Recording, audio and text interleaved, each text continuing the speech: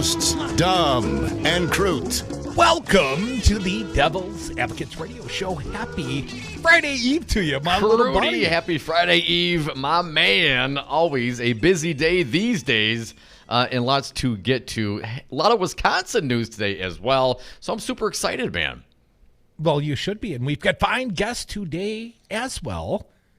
John Nichols from The Nation, our good friend, going to talk emoluments clause.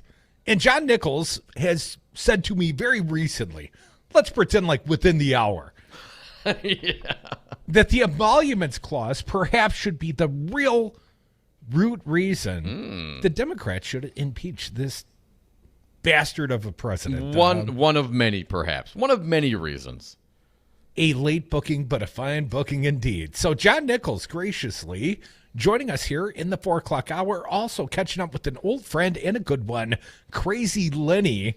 Going to talk politics and e-bikes in the happy hour today. But Dom, I took some encouragement from the headline at the Washington Post today. Paul Waldman, an opinion piece, no doubt.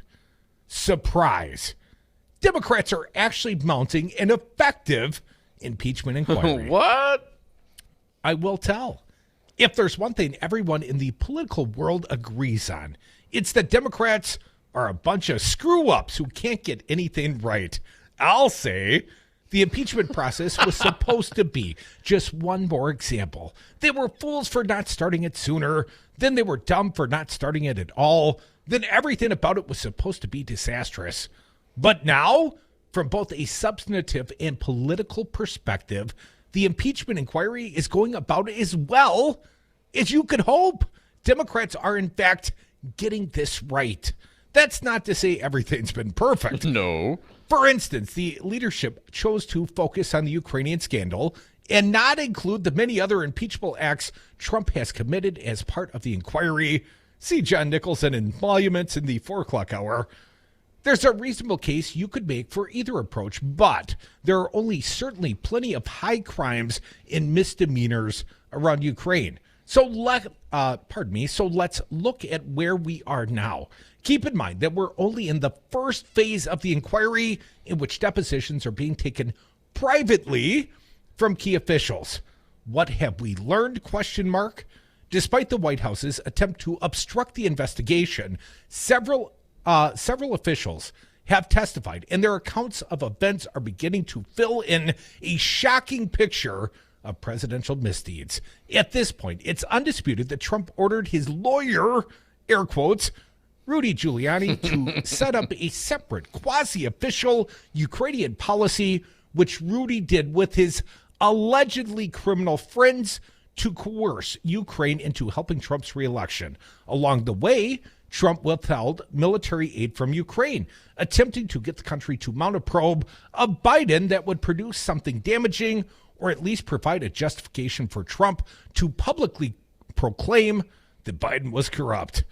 Giuliani's parallel foreign policy initiative sucked in a range of officials, nearly all of whom understand how inappropriate it was, and many of whom are sharing what they know with Congress, my little buddy. Crudy, Paul Waldman from the Washington Post. I will continue every time another one of them testifies. We get alarming new revelations of how unusual, improper, and incompetent the whole thing was. Critically, those testifying are not partisan opponents of the president, but respected career civil servants who have worked for both Democratic and Republican administrations. Their testimony has been devastating to Trump, and there's more to come. Meanwhile, the Republicans are left resorting to buffoonish stunts, such as the one they pulled Wednesday, storming a secure room to protest the fact that they were being kept out of a deposition of a Pentagon official, except they weren't being kept out because Republican members of the House Intelligence Committee were in the room ready to question the witness, and members of the other two committees participating in the impeachment inquiry were welcome to attend as well. Their strategy, if you call it that, is being shaped by the president himself, who cares only about whether Republicans are angrily shouting at a sufficient volume on his behalf. If he turns on Fox News and sees them snarling and red-faced, he thinks he's winning. Meanwhile, Republicans have increasingly complained that defending Trump against those accusations is a Herculean task, made more difficult by the president's impromptu tweets and lack of a coordinated messaging at the White House. The biggest problem Republicans have, however, is the facts. It's indicative of how brutal this process has been for the administration that the president and his advocates can't seem to decide on what the defense of him is supposed to be. Are the allegations all fabricated? Did Trump not pressure Ukraine to dig up dirt on Joe Biden to help his reelection campaign, or was it completely fine that he did so? Was there no quid pro quo, or are quid pro quos good? Whatever they're saying today, they'll probably be saying something different tomorrow. They can't decide because there is so little ambiguity about what Trump did and no good way to justify it. Which is why the methodical approach the Democrats are taking is working well. In the current phase, they're gathering testimony from officials, which is adding up to a damning indictment of the president. Then next month, they'll move to public hearings. Hear that, Republicans? Next month, they'll move to public hearings, which will provide dramatic made-for-TV moments in which Trump's abuse of power will be laid bare. It's going to be a great Thanksgiving, everybody. This will then lead to almost inevitably a vote on impeach. The president is unlikely to be convicted in the Senate, which would require 20 Republican senators voting to remove him. But by then, Democrats will have done all they could to gather information, display his wrongdoing for the public to see and understand, and impose what accountability they can. According to the polls, it's already working. Up until a few weeks ago, a majority of Americans opposed impeachment, but that has flipped. Now the polls show a plurality, or in some cases a majority, saying Trump should be impeached. I suppose it's theoretically possible that next month's public hearings will finally show the whole thing is a witch hunt, that Reps Jim Jordan and Devin Nunes suddenly display competence and dismantle witnesses so skillfully that the entire American people realize how innocent Trump is. It's also possible that by next month, I'll be the starting point guard for the Golden State Warriors. Is that you or Paul Waldman that'll be the starting point guard? The likelihood of both of these happening are probably the same. And finally, more likely, the process from this point forward will make Trump's malfeasance even more clear and widely understood. Republicans will continue to flail as they try desperately to find defense of Trump that doesn't sound ludicrous. The president himself will grow more unhinged, rage tweeting day after day in order to keep his base from abandoning him. And all of it will play out against the backdrop of the 2020 election when the voters get to decide if they want 4 more years of this. Paul Waldman in the Washington Post. Now, Dominic, we had new polling out of the great state of Wisconsin yesterday, Marquette University Law School polling, and it seemingly reflects the words of Waldman in that. Although we don't have a majority yet of Wisconsinites, I believe we have a plurality, and we have seen a substantial swing in the sentiment towards impeachment here in the state of Wisconsin. So Waldman writes, Democrats are getting it right. But closer to home, Scott Fitzgerald, Fitzy, he's not having it, Dom. He doesn't believe it. As the headline at themadison.com, the State Journal tells us, Senate leader says impeachment could cause backlash among Trump supporters. I think he means his base, Dom. Let me read from Scott Bauer in the Associated Press. Senate Majority Leader Scott Fitzgerald said aggressive efforts by House Democrats to push for impeachment inquiries of President Donald Trump could fire up the president's base for the 2020 election. At a Thursday WisPolitics.com luncheon at the Madison Club, Fitzgerald, if there's food being served, Fitzgerald's, he's going to welcome himself to that party, I suspect. WisPolitics, they do serve some good food. They do have good luncheons. Also reiterated his stance on Democratic Governor Tony Evers' executive order for gun control legislation in the November special session, and noted that while many of Evers' cabinet appointments are likely to receive approval from the Senate, not written that way, but I'll speak it grammatically, he said some may not. No approval for you. Here's a quote from Fitzy. Wisconsin Trump voters are jazzed up. See what I'm doing here, Dom? I got my jazz hands going. Oh, go, baby, go. They're jazzed up. I don't think there's any two ways of looking at it. They're fired up and they're upset about what's going on. There's a point where they can overplay their hand, and I think they're very close to that. Oh, they're not even getting close to it, Fitzy. You better know when to hold them, know when to fold them, Fitzy. I read on. Looking forward to state Senate races next year, Fitzgerald said he anticipates Republican Dan Kopinke could challenge Senate Minority Leader Jennifer Schilling for the 32nd District. He's done that before. Schilling in 2016 beat Kopinke by a margin of 61 votes.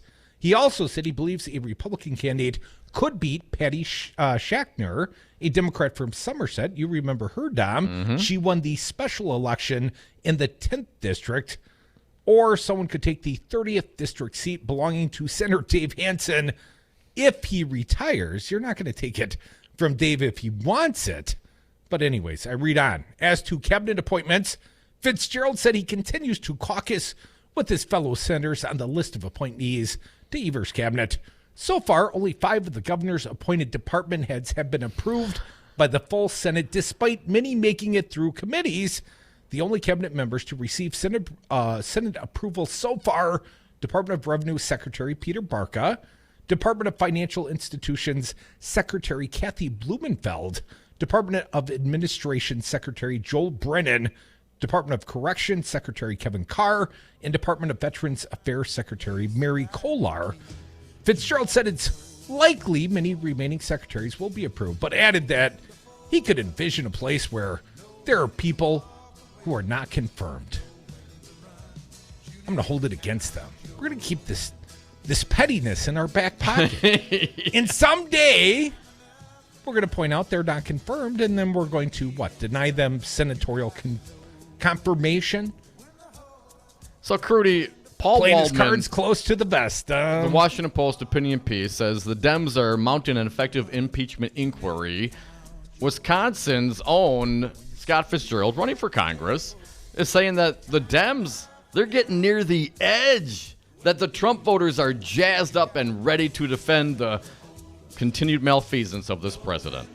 Well, understand he is the conductor of the Trump train, but I see him more like the hobo that Kenny Rogers sings about late into the night, passing into his sleep. Come back with us, more Devil's Advocates. On the other side, phone lines open, 844-967-2789. No, I don't see it. I don't see the support. I don't support it. I don't know what we're yelling about! Too fast?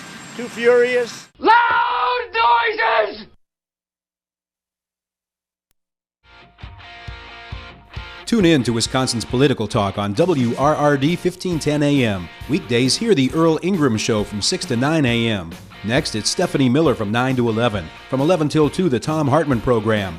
At 2 o'clock, it's Matt Flynn Direct. From 3 to 6, the Devil's Advocates. And at 6, it's Busted Pencils, Brandy Grayson, and Maggie Dawn. Wisconsin's Political Talk. Listen online at newstalk1510am.com. Dom, the Devil's Advocates are going on an adventure. Join Crute and I for our inaugural 420 cruise from our friends at Expedia Cruise Ship Centers of Madison. We begin in the City of Angels with the Devil's Advocates reception on April 17th, departing the next day for a 7-night cruise with stops in Cabo San Lucas, Mazatlan, and Puerto Vallarta, Mexico on board a shiny new Carnival Panorama cruise ship. Expedia prices local service. Visit them on Madison's west side off Mineral Point Road or Google Expedia Cruise Ship Centers. In a union, there is strength. Wisconsin has had a long history with the organized labor movement in America, fighting for stronger wages, affordable health care, and retirement security, the values of the middle class. You can be part of that experience. Let Teamsters 200 be your partner. Your voice matters. Call Teamsters Local 200 at 414-771-6363 or visit us at www.teamsterslocal200.com or on Facebook. Make a difference. Union yes. The Devil's Advocates. James Santel, he's a former U.S. attorney. He's our guest live on Brady. Once again, a pleasure to be with you, gentlemen, to talk about the latest news breaking as we speak. The FBI raided Michael Cohen, Trump's personal attorney, but once they got there, then they went back and got a more thorough warrant and said, we'll take everything. My first reaction is you need to teach criminal constitutional law. You've got it just right in terms of the process. They are kind of a big deal. This is a really big deal.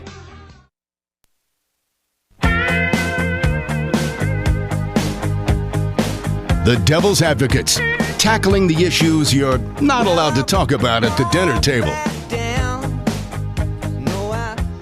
And we are back. Thank you for listening to the Devil's Advocates radio show, streaming on YouTube, on Facebook, and on Twitter, and, of course, on the phones. Talk or text at 844-967-2789. Dominic, the impeachment, perhaps the Dems are doing it right, but not according to Scotty Fitzgerald. He is a candidate for the 5th Congressional District. Jim Sensenbrenner's old seat, our buddy Tom Pelzowitz, also running for that office. But Fitzy says, this impeachment, man, you Dems, you've overplayed your hand. You're firing up the base. Well, here's another interesting story about the Republicans. The base. According to Daniel Bice over at the Journal Sentinel, the Wisconsin GOP received donations from one of the two indicted invited and indicted Giuliani associates. It says here, Dom, I prefer the term henchmen. I read, many Republicans are returning or donating charity campaign cash they received from two indicted associates of former New York Mayor Rudy Giuliani. Why not describe him as the president's personal attorney? I quibble. Not so the state Republican Party, Lev Parnas, who, I'm not great with the Ukrainian names. Get used to it, man. Lev Parnas, who pled not guilty on Wednesday to charges of illegally funneling foreign donations to U.S. candidates, gave about $662 to the Wisconsin Republican Party's federal account in late 2016. He donated the same amount on the same day to Republican parties in several other states, including Illinois. Illinois Republican officials quickly moved to distance themselves from Parnas. What, the indicted felon, Dom? Will be donating the $661 to charity, Illinois Republican Party Chairman Tim Schneider said earlier this month. Asked if the Wisconsin GOP would do the same by dumping its donation, a spokeswoman said, no, not at all. That's because she said, the money's all gone, Dom. It looks like we received it through a joint fundraising agreement back in 2016, about 2 years before any of the activities in question, said Alicia Gunther, Deputy Communications Director at the State Republican Party. Since it was 2 cycles ago, that money was already spent by people that no longer work here. It is a continuous ongoing organization, right? Right. They have received other donations. I would hope, Dom. I wouldn't really hope. But, they probably have greater than $661 in the checking account. But yeah, sure. But, I mean, come on. This was other people. This was years ago, before any of this stuff ever happened. And, it's hard for Republicans to give up any money. Courtney Dominic, I've already spent money I haven't even made yet. If that is the standard, I spent the money. I can't pay you. I spent the money. I can't give it back. Courtney Beyer, spokeswoman for the state Democratic Party, then tried to tie the state GOP to President Donald Trump. You don't have to try. They are tied. Here's what Courtney said. It's ultimately not a surprise that the Republican Party of Wisconsin has been bankrolled by shady actors and criminals like Parnas. As more and more Wisconsin Republicans become wrapped up in Trump's crimes and corruption, you have to ask yourself, who's next? Who is next? 844-967-2789. Mark from the SAC, you are next. Mark, welcome to the Devil's Advocates today. What do you got for us? Well, isn't Maria due to go home pretty quick? Yes, Scott Walker's Russian spy, convicted spy girlfriend Maria Butina, allegedly, is scheduled to be released from prison on Friday, and it's not allegedly. She was convicted. No, the girl and served time in prison. The reference that she's Scott Walker's girlfriend. Of course, we jest about that. We don't know, in fact, if they were lovers. Well, he did speak to her in the Mother Russian. He did lie about speaking to her as well, as far as the location of the speaking. Well, Tom, that's because men often lie when they're being less than fully honest. Yeah, sure. Well, when you got that pretty little thing at home, how could some young Russian woman possibly catch Scott Walker's eye? Well, it's the It Russian. it was a Scott Walker, Scott P. Walker. I'm Scott Kevin Walker. Mark, it's the Russian version of the NRA? I guess that, but and how much money did the NRA funnel for Russia into Republican coffers last time around? $32 million, allegedly. And how much that went to Senator Ron Johnson, who couldn't be bothered to answer questions? I'm not You clear just run into his office precisely. But Scott Walker has been the recipient of about $4.5 million in NRA campaign cash over his career. And he, Scott Walker, the failed presidential candidate, I would point out, well, one of his super PACs was taking money from Lynn Blavatnik, Tom. Yes. $1.5 million. That is also a name that has been often attached to the words oligarch and Vladimir Putin.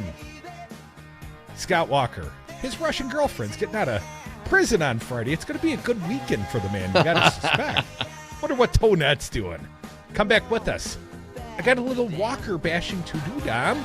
I, in fact, have a letter from the man from the desk of Governor Scott Walker. Governor? This letter dated October 15th of 2019. Thinks he's still the governor. Come back with us. Want to see the super sexiest political show on earth? Check out The Devil's Advocates on YouTube. It's really an honor to work with the NRA. Not U.S. Senator Ron Johnson. Mueller, in an exhaustive and excruciatingly detailed investigation, found no evidence of conspiracy conclusion. Kind of end of story. That you cannot say that. The evidence they found did not rise. I just said the evidence they doesn't make it true, sir. The evidence they found, according to the Mueller report, did not rise to criminal conspiracy. They used encrypted data. They deleted data. They didn't have access to some of the Russian players. You didn't know that your president that you voted for was in negotiations to build a condo in Moscow and give Putin a cherry on top. Just drop your pen. I did. I get a little excited. Calm down here, Don. But here's a lot of things that I would say, yes, there is absolutely collusion. Now, does it rise to criminal conspiracy? They could not prove that beyond a reasonable doubt. Now, that's not no conspiracy. I'm just watching I know. the veins pop out of your neck here, and I'm getting a little concerned about you, Don. I'll be all right if you just answer the question, sir. Listen to The Devil's Advocates live weekdays from 3 to 6 p.m. You are listening to WRRD 1510 AM, Waukesha, Milwaukee. Always streaming at newstalk1510am.com. From the Capitol in Madison, this is Wiz Politics Midday. Good afternoon. I'm Pat Popoletti, and our report for Thursday, October 24th is brought to you by Spectrum. Vice President Mike Pence, during a stop in Pleasant Prairie, called on Congress to pass the U.S.-Mexico-Canada agreement, saying it's, quote, a win for Wisconsin and a win for America. But first, Dem presidential candidate Kamala Harris will be in Milwaukee on November 3rd for a fundraiser, according to an invite obtained by WisPolitics.com. The event at a private home includes donation levels that range from $500 to qualify as a friend to $2,800 to be a sponsor and have a photo taken with the U.S. Senator. Additionally, more than half of Wisconsin voters surveyed in the last Marquette University Law School poll continue to approve of the job Governor Tony Evers is doing. The latest poll found 52% approve of the Gov's job performance, compared to 34% who disapprove. In August, the spread was 54-34. Meanwhile, 55% say the state is headed in the right direction, while 39% believe it's off on the wrong track. Last month, that was 55-37. The poll also found 46% of respondents have favorable impressions of U.S. Senator Tammy Baldwin, while 39% had a negative one. For U.S. Senator Ron Johnson, the split was 40-29. Finally, Pence, speaking at an America First Policies event at the Uline Warehouse in Pleasant Prairie, urged attendees to contact Dems representing Wisconsin in Congress, singling out U.S. Rep. Ron Kind, a Dem from La Crosse, and U.S. Senator Tammy Baldwin, a Dem from Madison. But he said that there's no need to contact Republican representatives in the state as, quote, they're fighting every day for the USMCA. Pence said the trade agreement would boost both manufacturing and agriculture in Wisconsin and in the U.S. He predicted that if Speaker Nancy Pelosi brought the trade deal to the floor, it would pass with bipartisan support. Pence drew applause several times during his address before a large crowd on Uline's warehouse floor, particularly when highlighting economic gains made under President Trump. For WisPolitics Midday, sponsored by Spectrum, I'm Pat Pobletti. This has been WisPolitics Midday. For more state government and political news, visit wispolitics.com. Tune in to Matt Flynn Direct, weekdays from 2 to 3 on WRRD 1510 AM and Talk 92.7 FM Madison. We'll be covering all politics, national to local, from a Wisconsin perspective. This is an open mic, no holds barred, call on any political subject. That's Matt Flynn Direct, weekdays 2 to 3 on WRRD 1510 AM and Talk 92.7 FM Madison. Always streaming at newstalk1510am.com. Cut you down.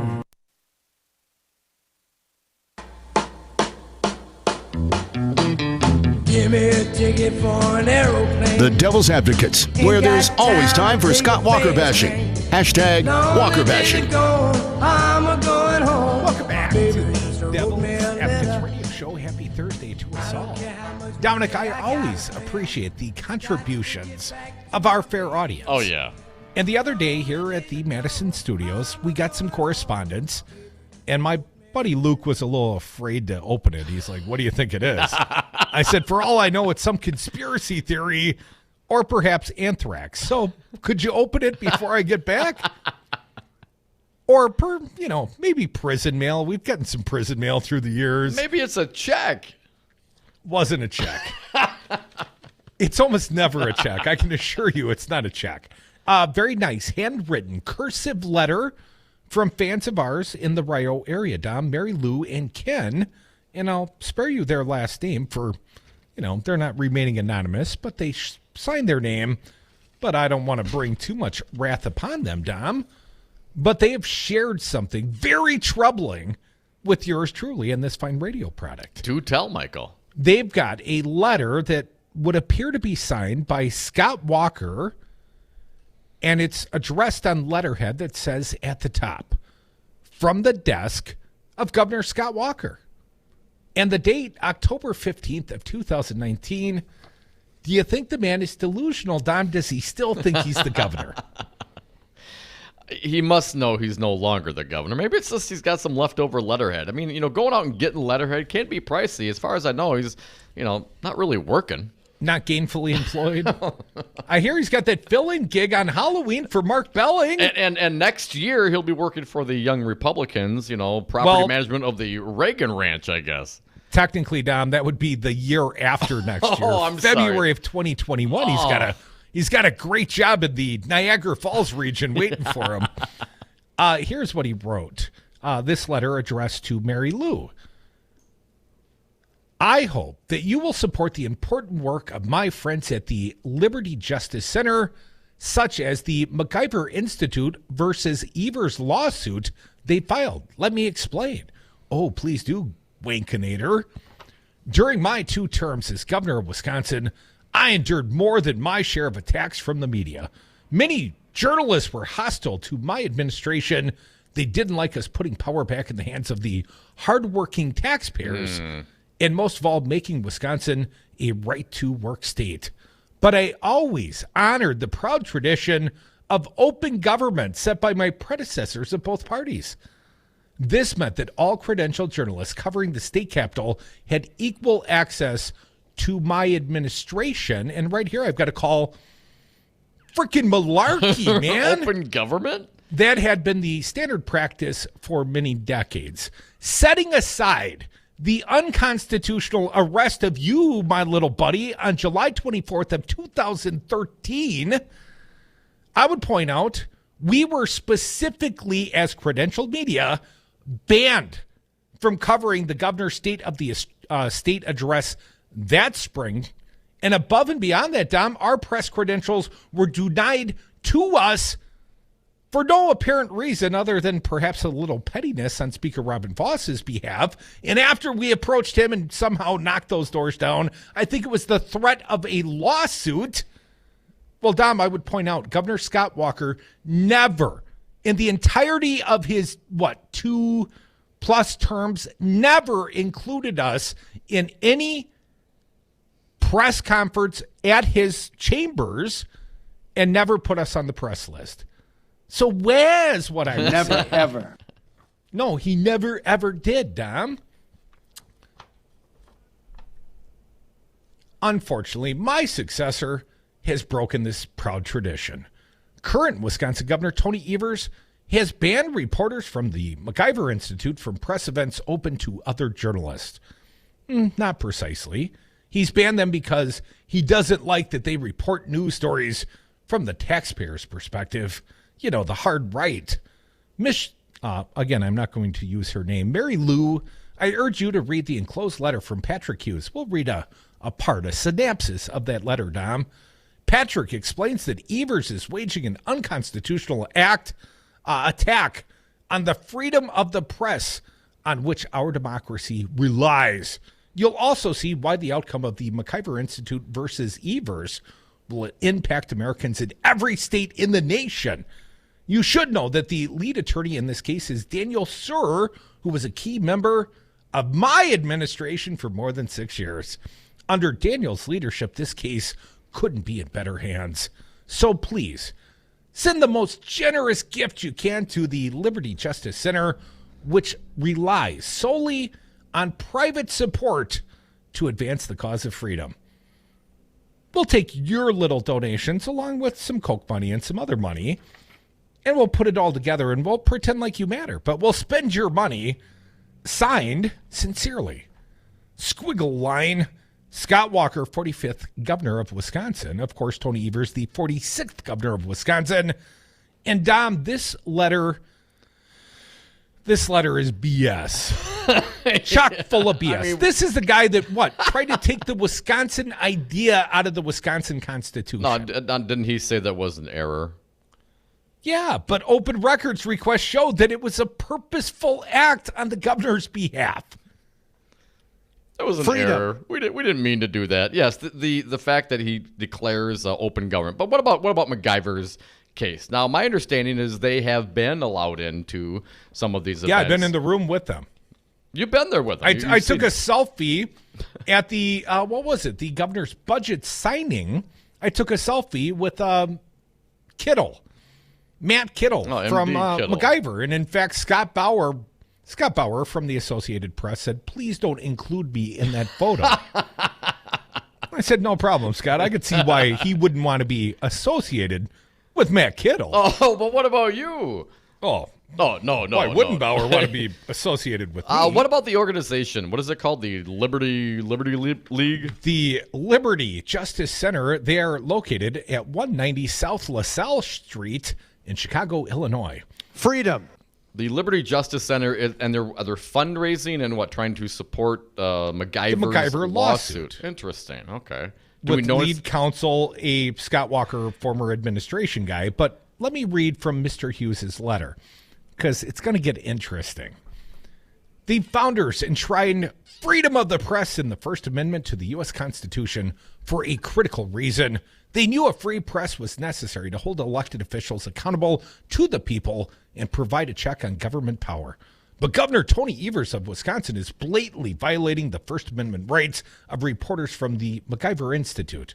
MacIver is a free market organization with a news service that news service should be in air quotes here, with a news service that reports on state government from a taxpayer's point of view. Evers doesn't like that, or so the letter claims. Frankly, the pro-freedom ideas that MacIver folks advance challenge the big government model the governor favors. That's why his staff has, and they got some bullet points here, Dom, and some of them are false. I know because I go to the Capitol, and I've been to some of Tony Evers' press conferences, and I've seen these guys there. Ban MacIver reporters from participating in press briefings open to other journalists. I'm completely unaware that that is the case. I have seen McIver at press briefings. They may not be invited the way they would like to be invited, but they are not banned from those events. Number 2, physically blocked McIver reporters from entering a room when the governor's staff was conducting a budget briefing for more than 24 other journalists. I didn't go to that one. I don't know. Who cared? If all Tony was going to do was sign the Republican budget, I didn't care. Apparently McIver cared. I didn't care. They were at the budget signing, as the aforementioned story about Matt Kittle and my selfie would attest to, Dom. Now, Crudy, during our time pounding around the Capitol a few years ago, were we ever not allowed into the room when a press avail or press event was going on? Yeah, I was literally blocked from the room by Kit Beyer, who was, the chief of staff, comms director for Speaker Robin Foss. She put a foot and tried to close, she tried to slam the door, and I put the foot out, and I wouldn't let her literally slam the door in my face. And we had a few crosswords, and I later apologized because, Kit was misinformed. We're the good guys. Yeah, well, we've mended that relationship somewhat. Yeah, between that and the threat of a lawsuit, eventually they began letting us into the credentialed press events, Dom. Here's the final one of their bullet points, and I'm only going to read a bit farther into Mr. Hughes's Liberty Justice Center letter. The third bullet point, though, Dom, refused to add McIver reporters to the governor's press list, even though more than 950 other journalists in political or ideological groups were on the same list. Dom, did you ever get included in Governor Scott Walker's press list? I don't believe so. I asked. Never included. They can go suck lemons.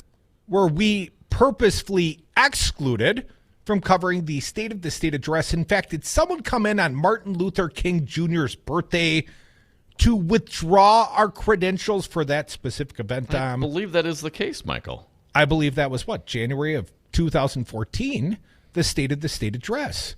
Now, we had fun on the outside, peeing into the tent. But I'm just saying, we were also similarly denied. Apparently, we should have fundraised, Dom. We should have sued and been quite righteously indignant. Let me read on. Mary Lou, we at the Liberty Justice Center are suing Governor Evers in federal court on behalf of the McIver Institute. The case is McIver Institute v. Evers. Well, Dom, you also used the federal courts to sue the governor of the state of Wisconsin, the former governor. Only you won. I did win. I won. But this is interesting. We should keep track of this case. I'm curious to know how this thing will play out. Do you think they'll get 2 mason jars full of green M&Ms? If it's one anything peanut, like mine, one plain? No, I did not get my M&Ms, and I'm very upset about that even to this day. Thank you for reminding me. A $75,000 financial settlement with the state of Wisconsin, but no green M&Ms. I can't even believe it. Those bastards. I know, and I am looking at some empty mason jars right now as we speak. As I turn the page, here's the part I want to, sort of bring your attention to.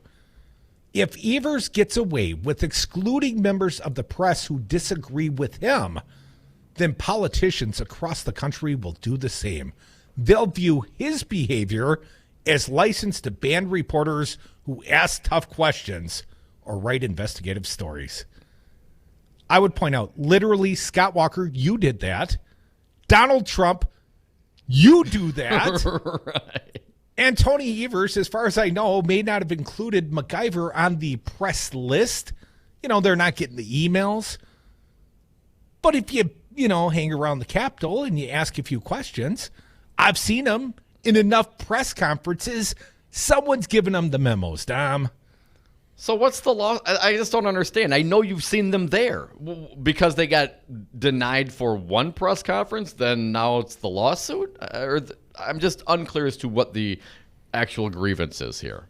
Righteous indignation, Don. They're snowflakes. They're a party of freaking snowflakes. And you are the enemy of the people. Let's not forget. Matt Kittle. What's Matt Kittle's claim to fame other than, being Vicky McKenna's buddy? Well, Matt Kittle wrote hundreds, and when I say hundreds, I mean 300 to 400 Scott Walker prop-up interviews on the John Doe 2. When you talk about the reporting, the paramilitary pre-dawn raids, that's the reporting of Matt Kittle, this supposed fine journalist. And Matt Kittle seems like a journalist. He talks like a journalist until you read the content of his articles. And then you realize the man writes in fiction, Dom. They certainly have a point of view. Their point of view is fiction. Their point of view was to what? Keep Eric O'Keefe's ass from having to pay $120 million in civil forfeitures for illegal campaign coordination with John Doe 2 Scott Walker. And he was the cover fire for about 3 years. Matt Kittle wrote 300 to 400 stories about the John Doe 2 and investigate the investigators and the supposed pre-dawn military raids and the lack of Miranda rights for, what was her name, Dom? The one that lied and made it up and had to refile her federal lawsuit twice dismissed. Cindy Archer, I think her name. There you go. I think that's right. Oh, you're taxing my memory now, Crudy, going back. So you got a problem with Matt Kittle getting in the room? No, I don't have a problem. Yeah, I take a selfie with the guy.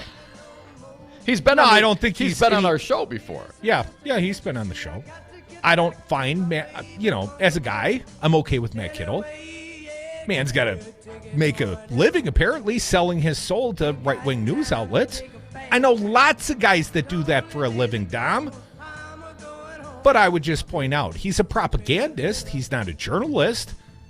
And ultimately, if this is the violation, if this is the crime, I would point out Governor Scott Walker did this and much, much worse. And then he writes a fundraising letter on the liner from the desk of Governor Scott Walker. You get to keep that title for life? No, you still got the desk, and it says governor on it. So he's good. So he took the desk with? Well, his kids probably helped him with the van. Come back with us. You probably live in a van down by the river. More Devil's Advocates radio show on the other side. Phone lines open. Walker Bash if you must at 844-967-2789.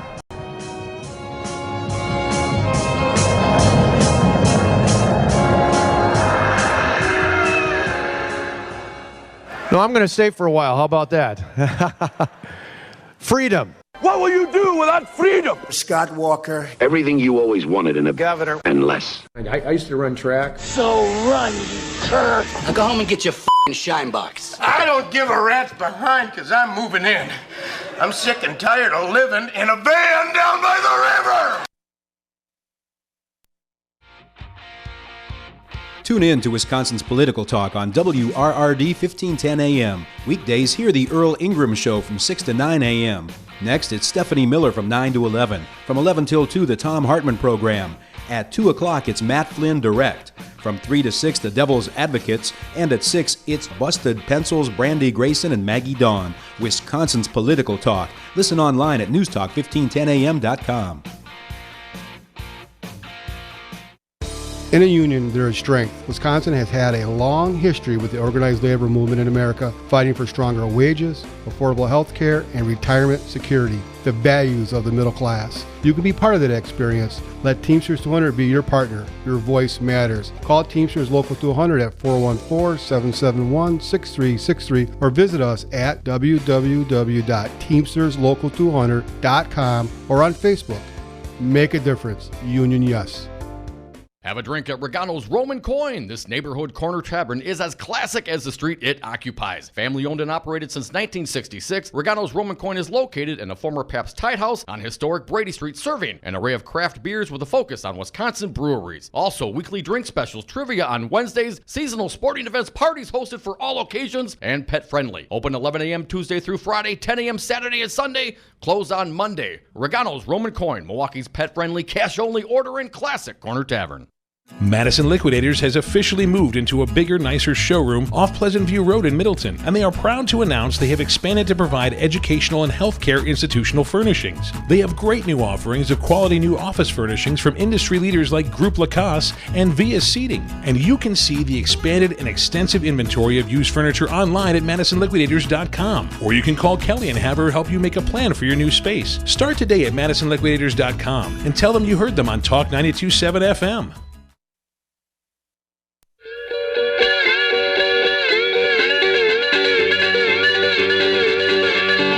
The Devil's Advocates, because freedom.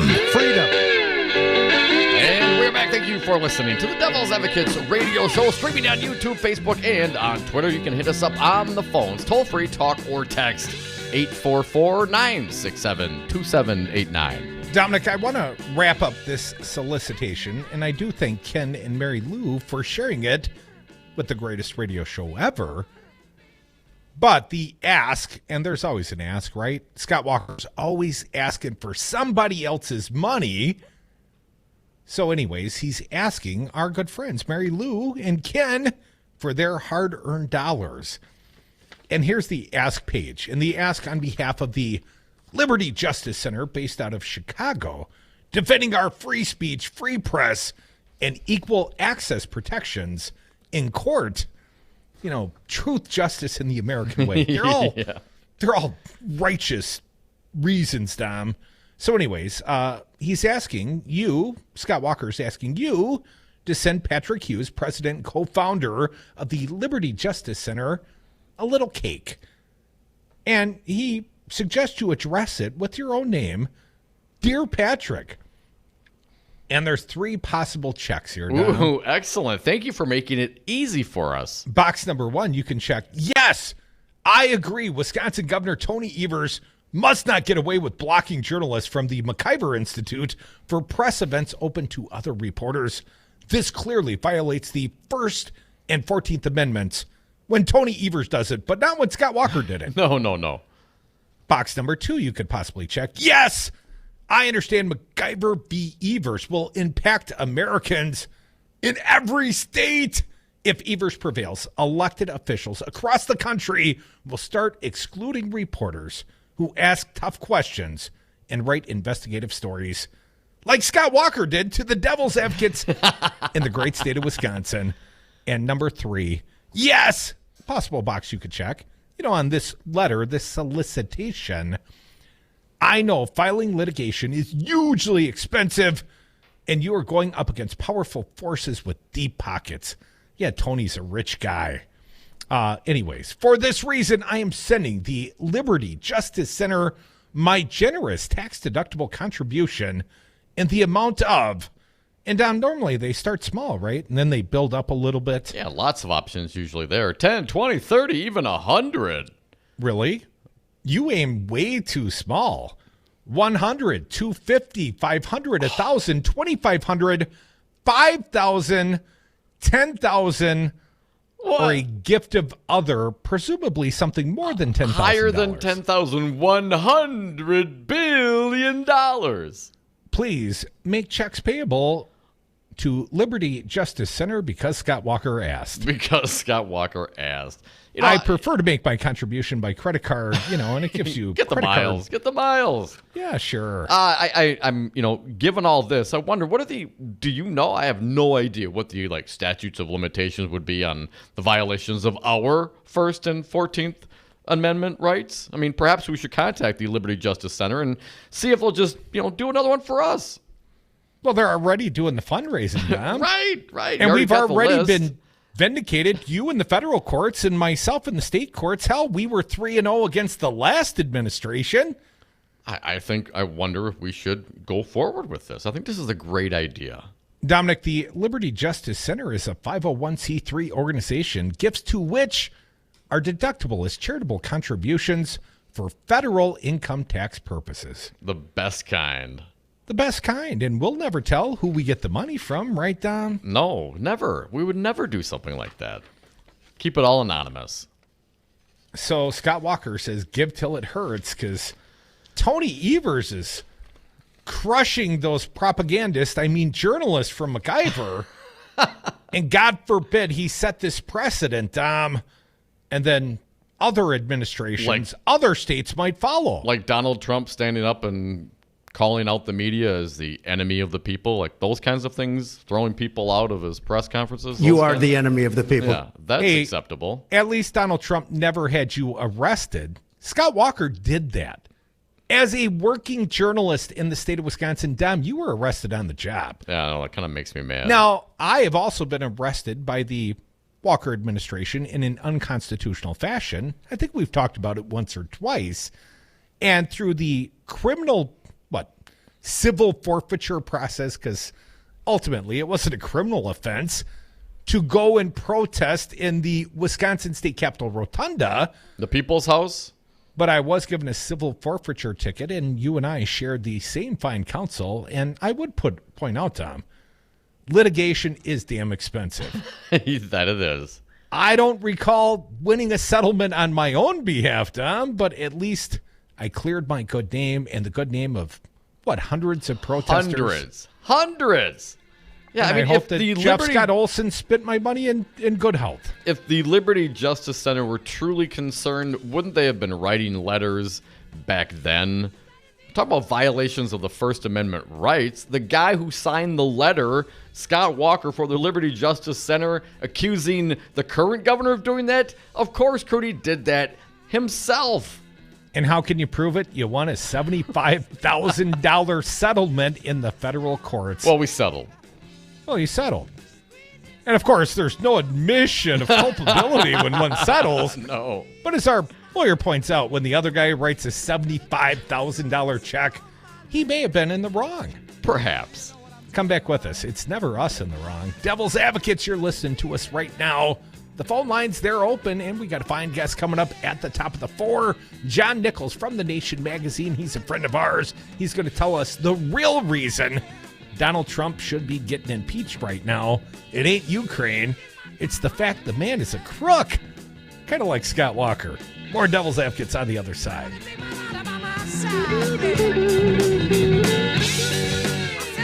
If politics is boring, you're doing it wrong. Check out more at domandcroot.com.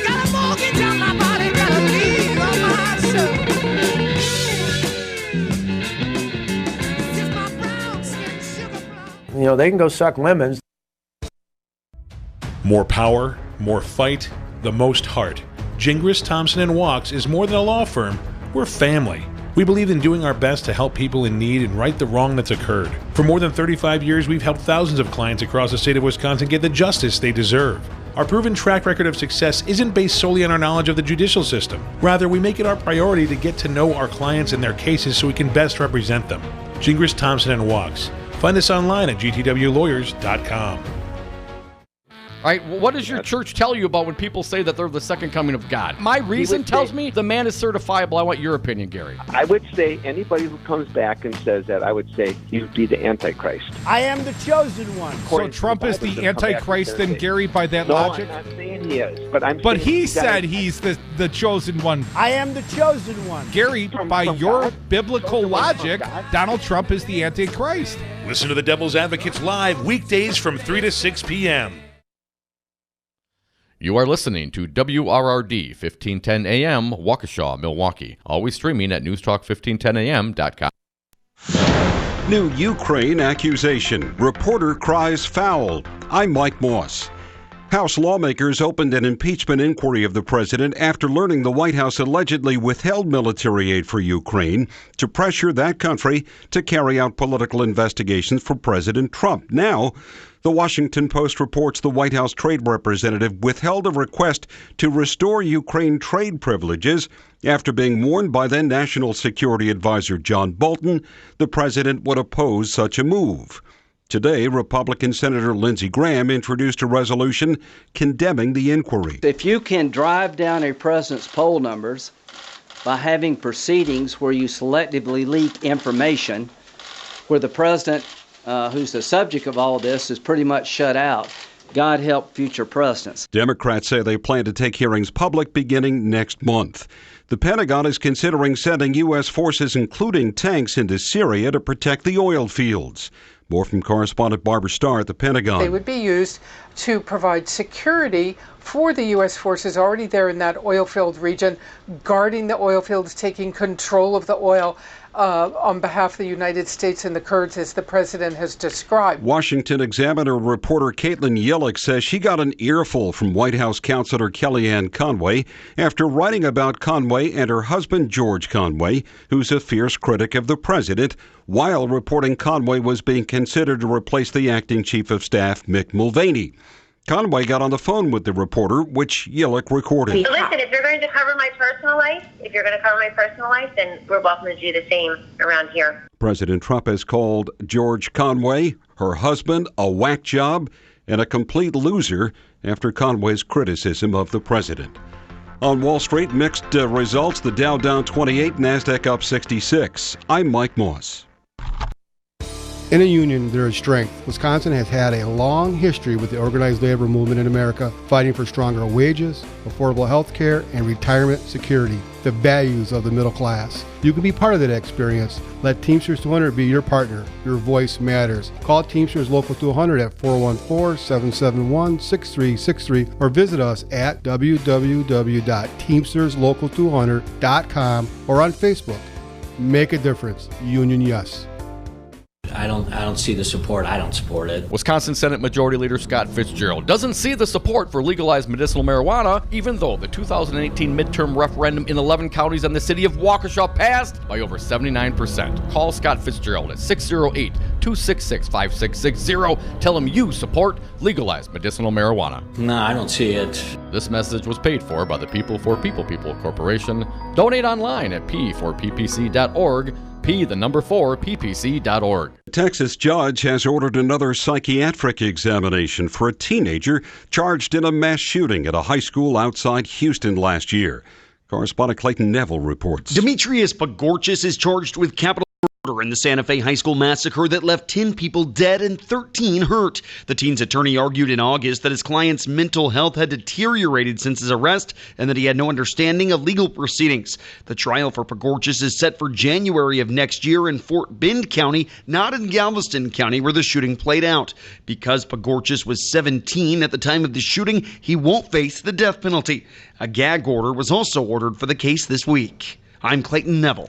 The Houston Astros assistant general manager Brandon Taubman has been fired. It follows an investigation into complaints Taubman antagonistically yelled at a female reporter wearing a domestic violence bracelet, his support for a pitcher who'd been suspended for domestic violence.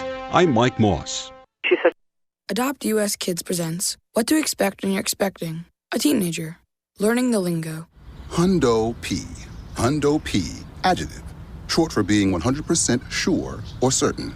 As in, if we get a puppy, I'll Hundo P always walk it. You don't have to speak teen to be a perfect parent. Thousands of teens in foster care will love you just the same. Visit adoptuskids.org. Brought to you by the U.S. Department of Health and Human Services, Adopt U.S. Kids, and the Ad Council.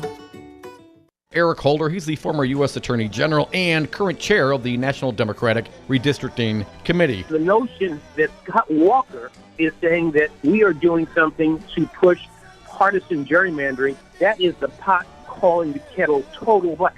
I mean, that's absurd. He is one of the architects of among the most gerrymandered states in the union. All we're pushing for is a fair process come 2021. Listen to the Devil's Advocates live weekdays from 3 to 6 p.m. For WRD and WTTN, my name is Brian Kelly with your headlines. Wisconsin State Senate Majority Leader Scott Fitzgerald says he will not hold hearings or debate either of the bills Governor Tony Evers called a special session to consider. Fitzgerald said, quote, "The support's not there to tackle these two issues." Governor Evers pointed to polls showing 80% support for the ideas. Assembly Speaker Robin Vos responded with, quote, "Tony Evers must run his life by polls. I run mine by principles." Both parties accused the other of playing politics. Expected high today of 51 in Milwaukee and 47 in Madison with partly cloudy skies, overnight lows in the low 30s. Friday highs around 50 with clearing skies. Saturday highs in the low to mid 50s, showers in the afternoon in Milwaukee, partly cloudy skies in Madison. And Sunday partly cloudy skies, highs of 55. You're listening to WRD and WTTN, Wisconsin's Political Talk. Warning, you are about to listen to the greatest radio show ever. And due to contractual obligations and to shield our airwaves' corporate licensees from any semblance of liability, responsibility, and gullibility, we must tell you the views represented on this show are not necessarily those of this station or its management. This radio show contains differing points of view on current political topics, and due to the nature of its contents, it should be heard by everyone. Thank you for listening. 3, 2, 1. Now live from the heart of liberal Wisconsin, where the political party is just beginning, welcome to the Devil's Advocate Show. Best friends proving it's never personal, only politics. Please allow me to introduce myself. Now here are your hosts, Dom and Crute. Welcome back. Hour 2 of the Devil's Advocates radio show. Dom, we are welcoming back a fine guest right now, live via phone, John Nichols from The Nation. John, welcome back, my man. Hey, man, it is good to be with you. What's rocking here? Well, a quick headline I want to get your reaction to. At this moment, we understand Lindsey Graham has moved a motion to condemn impeachment, John. Don't you think it's about time somebody condemn this impeachment action of the Dems? The witch hunt. Well, I mean, it's seasonal, right? Because Halloween's coming up. And so I guess that must be, where Lindsey's coming from. And I'm going to say that it's quite appropriate because at Halloween we get to choose trick or treat. And this is clearly a trick. Lindsey Graham wants us to think that there is something illegitimate or inappropriate about following the basic constructs of the Constitution that he and other members of Congress and the President himself swore oaths to protect and defend. And, I have to be honest with you, rarely in history have you seen such an organized effort by elected members of Congress to discredit and undermine the basic premises of the Constitution. So I guess that would be a trick, and it's also kind of scary. So I think that Lindsey's clearly playing his part to emphasize the fact that Halloween is just around the corner. John, what'd you think about the House GOP frat boys sneaking down to the basement yesterday and crashing the party like they were on some sort of panty raid, sir? Oh, that's a terrible description of that, don't you think? I mean, it's very, very unfair because, to be honest, the hijinks of college students tend to be better organized and more thought through. But with that said, did you see the pictures from above of the group of them? Yeah. It was two things were really significant. One, they had this one picture of them all talking, or one of the guys, like this Matt Gaetz, is at the microphone, and the other people are all gathered around him. And then somebody took a shot from a little ways back. And first off, there's the reality that there aren't very many of them. It's like less than 10% of the Republican caucus actually, or roughly in that range, came out to do this. But B, I thought just as fascinatingly, as they're talking, there were people standing on the steps, probably their aides, who weren't paying attention. They were like looking off other places, and they're like, I don't know, these guys are doing this thing. So that, I thought, summed it up pretty well. But the other thing that was even more powerful was that somebody took a picture from above, right, of the group of them in this rather small space, and you realize how few of them and how isolated they looked. And to be quite honest, I don't think I've seen anything so far in this whole impeachment debate that has emphasized the extreme isolation of congressional Republicans so powerfully as that. And I would say two things about it. Number one, if they want to come out and do this some more, fabulous, more power to them. As a supporter of impeachment, I definitely think more power to them. Because the fact of the matter is that there's very little that's come out, at least so far in these hearings, that has helped Donald Trump's case that I can see. So I think we're sort of in a situation here where the President of the United States is perhaps being ill-served by his more wild-eyed allies. Now, I happen to think they're doing this because he told them to do it, and you have a small portion of members of Congress who literally are not Democrats or Republicans, but are the representatives of the party of Trump. And to them, he's everything. He's all they care about. They put him above their oath of office. They put him above their commitment to the Constitution, to the rule of law, and frankly, to the jobs they've been elected to. And every time they step up, I think they emphasize that point very powerfully. Unfortunately for them, I think they also tell the American people that the average person might want to have actual representation rather than simply a rubber stamp for Donald Trump. Folks, you are listening to the Devil's Advocates Radio Show. We got a fine guest live via phone, John Nichols from The Nation magazine.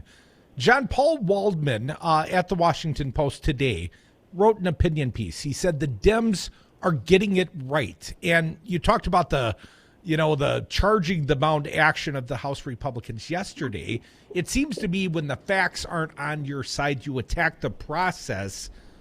Right. John, do you think the Dems are going through the process correctly, be it politics or be it optically? What's your opinion of the steps so far, John?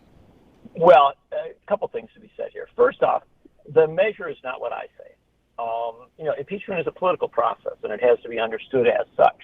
And so, you can have your commentators or political folks, whoever talks about it, they can say what they want.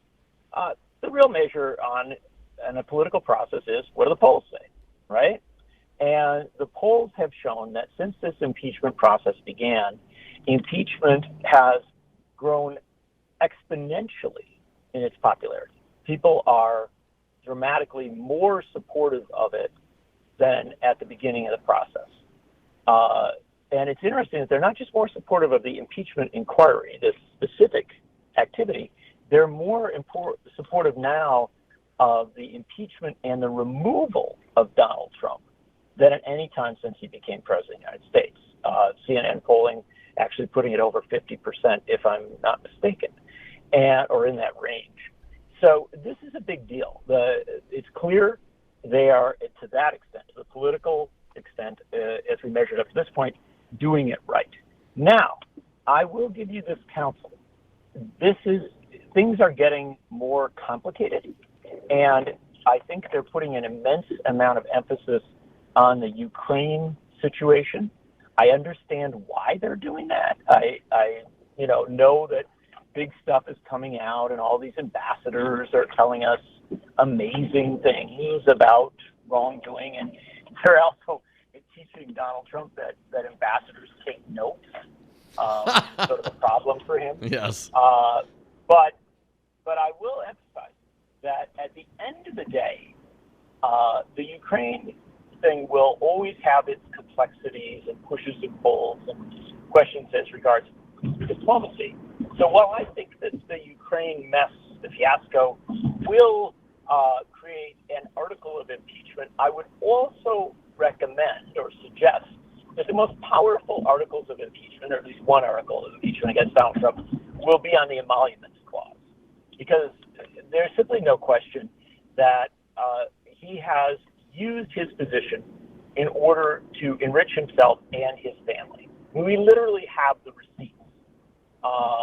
They're sending poor Mike Pence traipsing across Ireland in the middle of the night to get to a Trump hotel, right? And having people who fly into Scotland have to traipse over to some Trump resort rather than go to Edinburgh, one of the great cities in Europe. It's quite clear that they've abused this position in ways that are eminently impeachable, that literally go to the heart of the matter. And so I would just remind our Democratic friends that they ought not overemphasize Ukraine at the expense of the clear evidence of emoluments clause violations. And frankly, I would also suggest, if I could throw one more article on, the clear evidence of obstruction of justice. Literally, when the president is telling people not to cooperate with the process, you're right there. You've got it. And so, Ukraine, very important and frankly very exciting, all this testimony from folks and stuff like that. But don't lose sight of, frankly, the more easily proven evidence of wrongdoing. John, the president has come out and essentially said, when he was being critical about having to pull back from his very, very kind and powerful offer to host the G7 at Doral.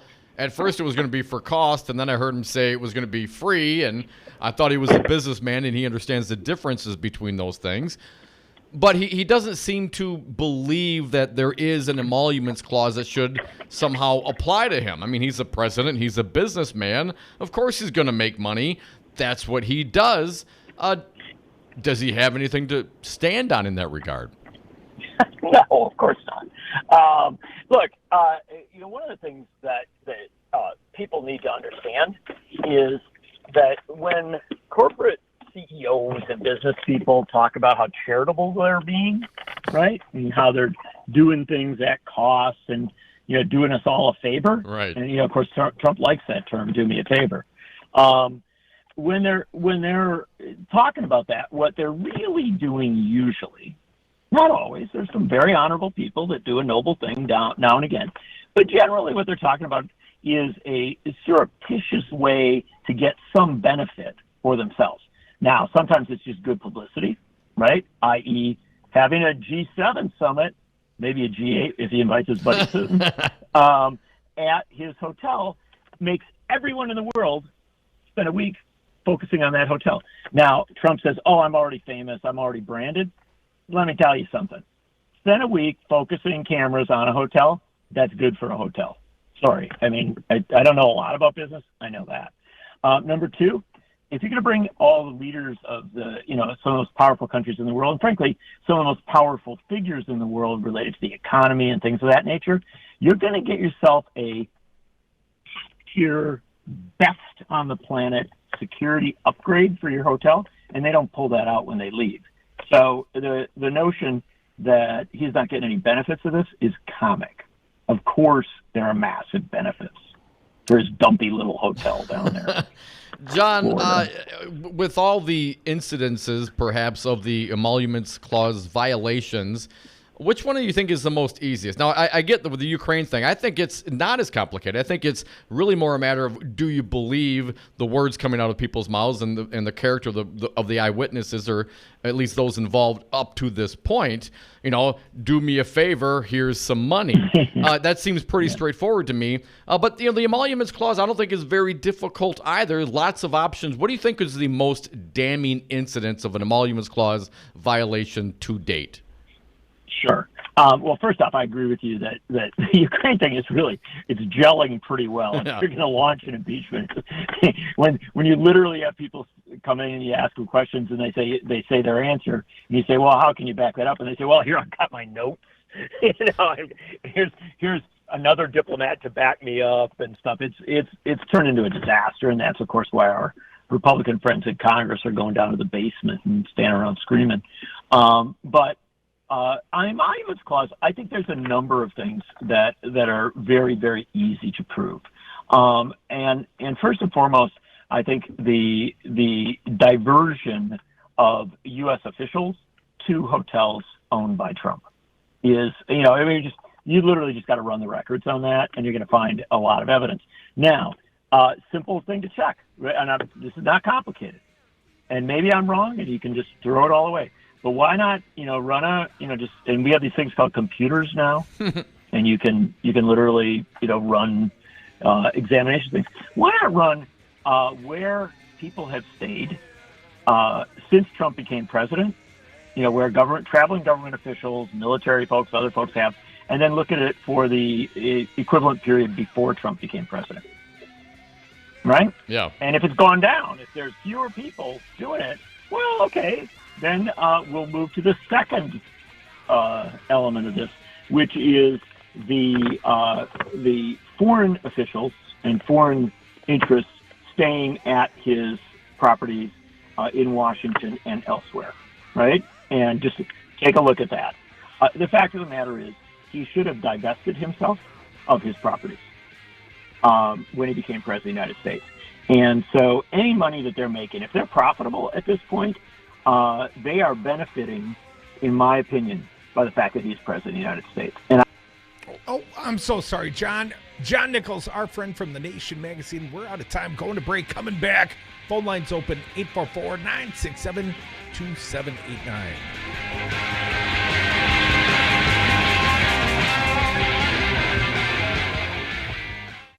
You people with this phony emoluments clause.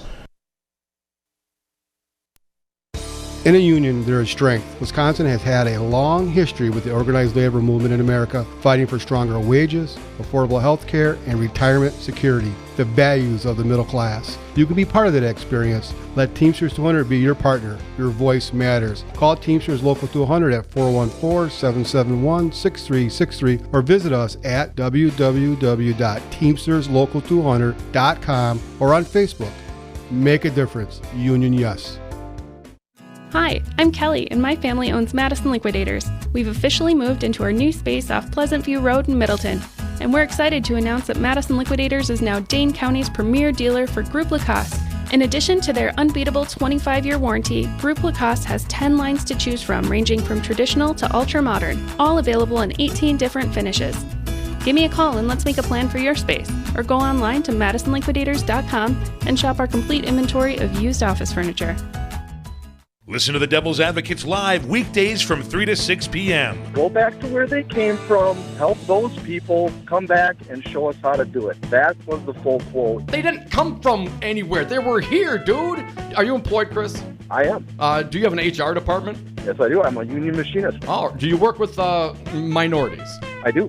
If you walked up to one of your coworkers who was a minority, you told them to go back to where they came from, would HR have a conversation with you about that, do you think? It depends on the person, really. I mean, some people are... If somebody complained to HR about what you said, do you think they would have a conversation with you about that? Okay. Absolutely. But why? Why would they pull you off of your job to discuss this with you, and what do you think their beef would be? Because they're trying to protect the corporation from lawsuits. Lawsuit for what? Discrimination, racism. So if your coworkers, if you say it to your coworker, it could be described as discrimination or racism. But when the president says it to the world, it's not racist? No. Yikes.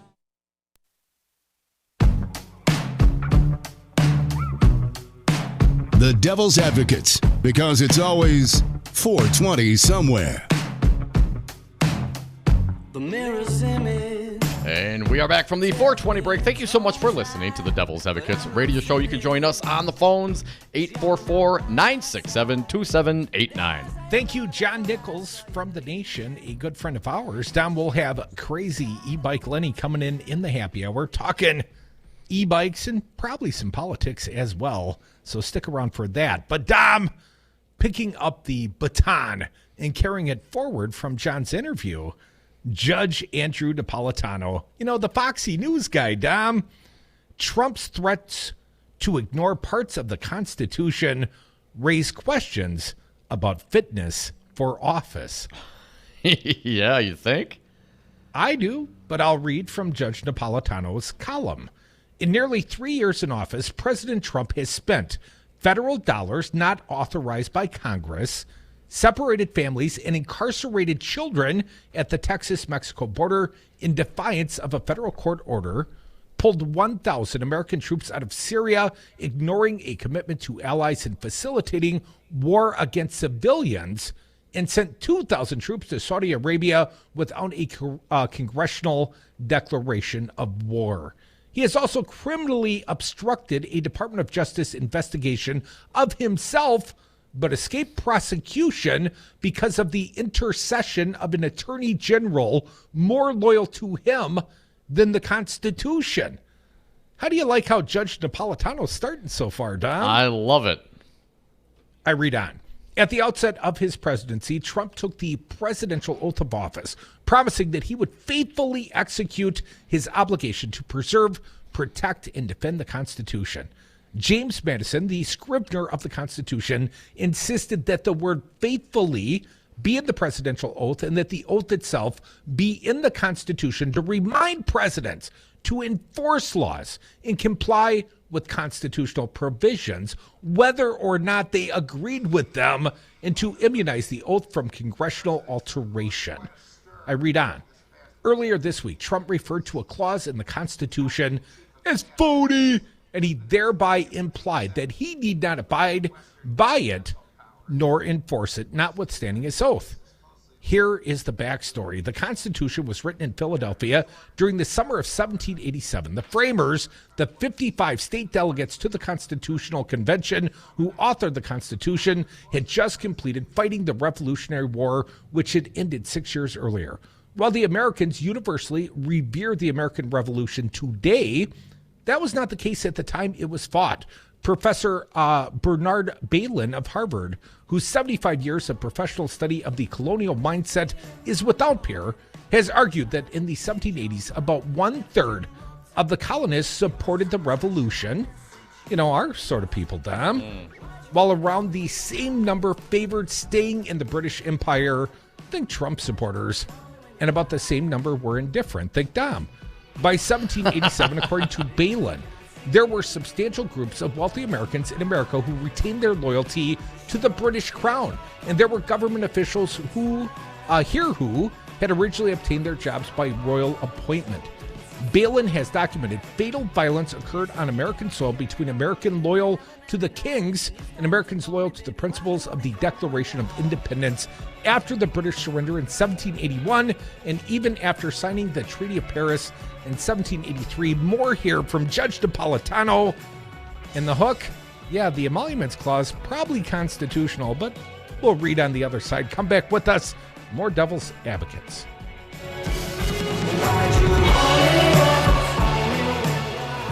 If you missed something on the Devil's Advocates, don't worry. After you get over your shame, you can check out DomandCroot.com. Podcasts and interviews updated daily.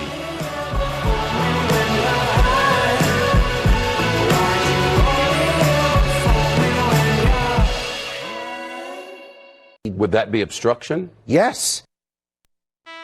My congressman, our good friend Mark Pocan, if Donald Trump's under attack, Mark, are you worried about his inspired followers rising up and voting him to re-election? I am trying to approach this with blinders on when it comes to the political side of it. If he has violated the Constitution, it is our obligation to do an impeachment. And I think from what I've read, I feel that. I think when we get some witnesses in, we'll really have full clarity on that. But if it was just political reasons, some people say, well, then you're going to get, Mike Pence, is that good? And you can second guess every decision we ever make in politics if it's just about politics. In this case, I think that you rise to the Constitution. And if he has violated the Constitution, which I believe he has, there's obstruction on multiple counts, then we have no choice but to do our constitutional job and go after that. Listen to the Devil's Advocates interviews at DomandCroot.com. Click on the podcast tab and select interviews. That's DomandCroot.com.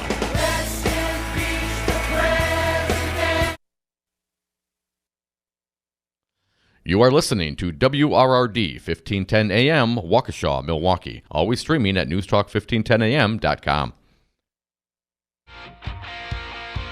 Tune in to Wisconsin's Political Talk on WRRD 1510 AM. Weekdays, hear the Earl Ingram Show from 6 to 9 a.m.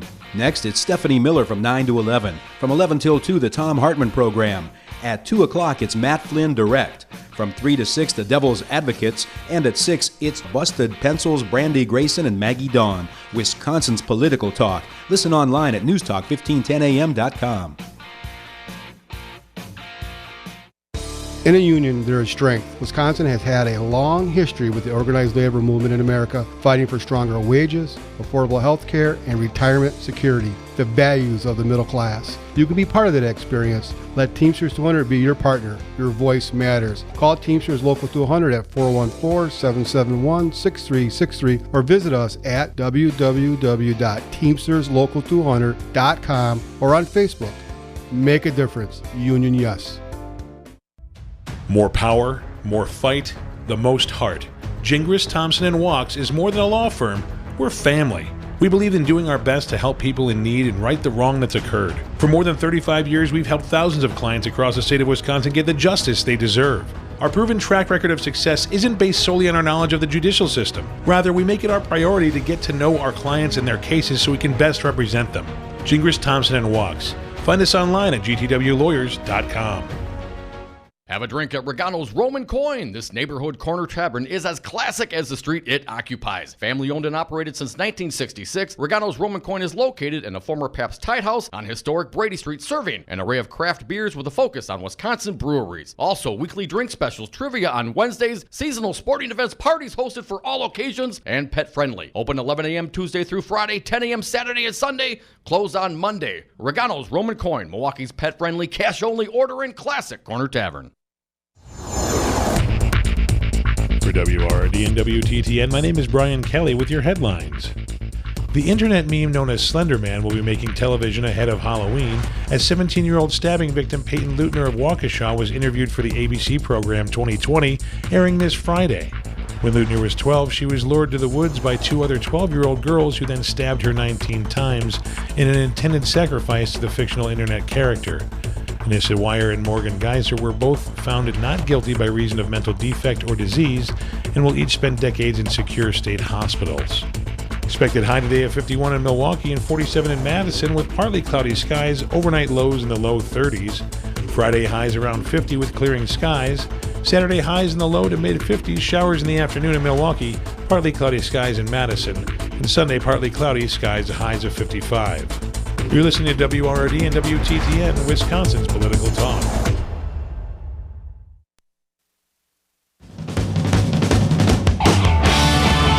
I would have gotten away with it too if it wasn't for those meddling devil's advocates. Welcome back to the Devil's Advocates Radio Show. Dominic, we were reading a column by Judge Napolitano. And you can find it on foxnews.com. One of your favorite sites, Dom. I do go there. I get dumber just when I click on the page. Anyways, I thought this column was just getting good. Are you going to take it up? Yeah, man, I'll jump in. I'll repeat again from Judge Napolitano on foxnews.com. Balin had documented fatal violence occurring on American soil between Americans loyal to the king and Americans loyal to the principles of the Declaration of Independence after the British surrender in 1781 and even after the signing of the Treaty of Paris in 1783. All of this was well known to the framers, who feared the resurgence of British influence in the American government.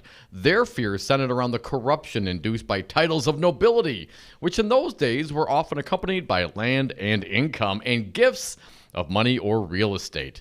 In order to allay those fears and assure Americans that officials in the new federal government would be immune from foreign seduction, the framers included the Emoluments Clause in the Constitution.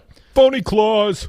That clause prohibits all federal officials from receiving titles of nobility and any gift, income, or fee of any kind whatsoever from a foreign government. That wouldn't include renting out one's golf resort at Doral, would it, Tom? It just might. The Constitution is known for phrases of generality and elasticity, the meanings of which are often capable of reinterpretation by modern standards. This is not so for the Emoluments Clause. It originally presented in countries to present an absolute prohibition of the receipt of anything of value by a federal government office holder from a foreign government. Last week, Mick Mulvaney, the president's acting chief of staff, announced a novel interpretation of this clause, contending that it only prohibited profits to federal office holders from foreign governments. I'm doing it at cost, I assure you. It's virtually free.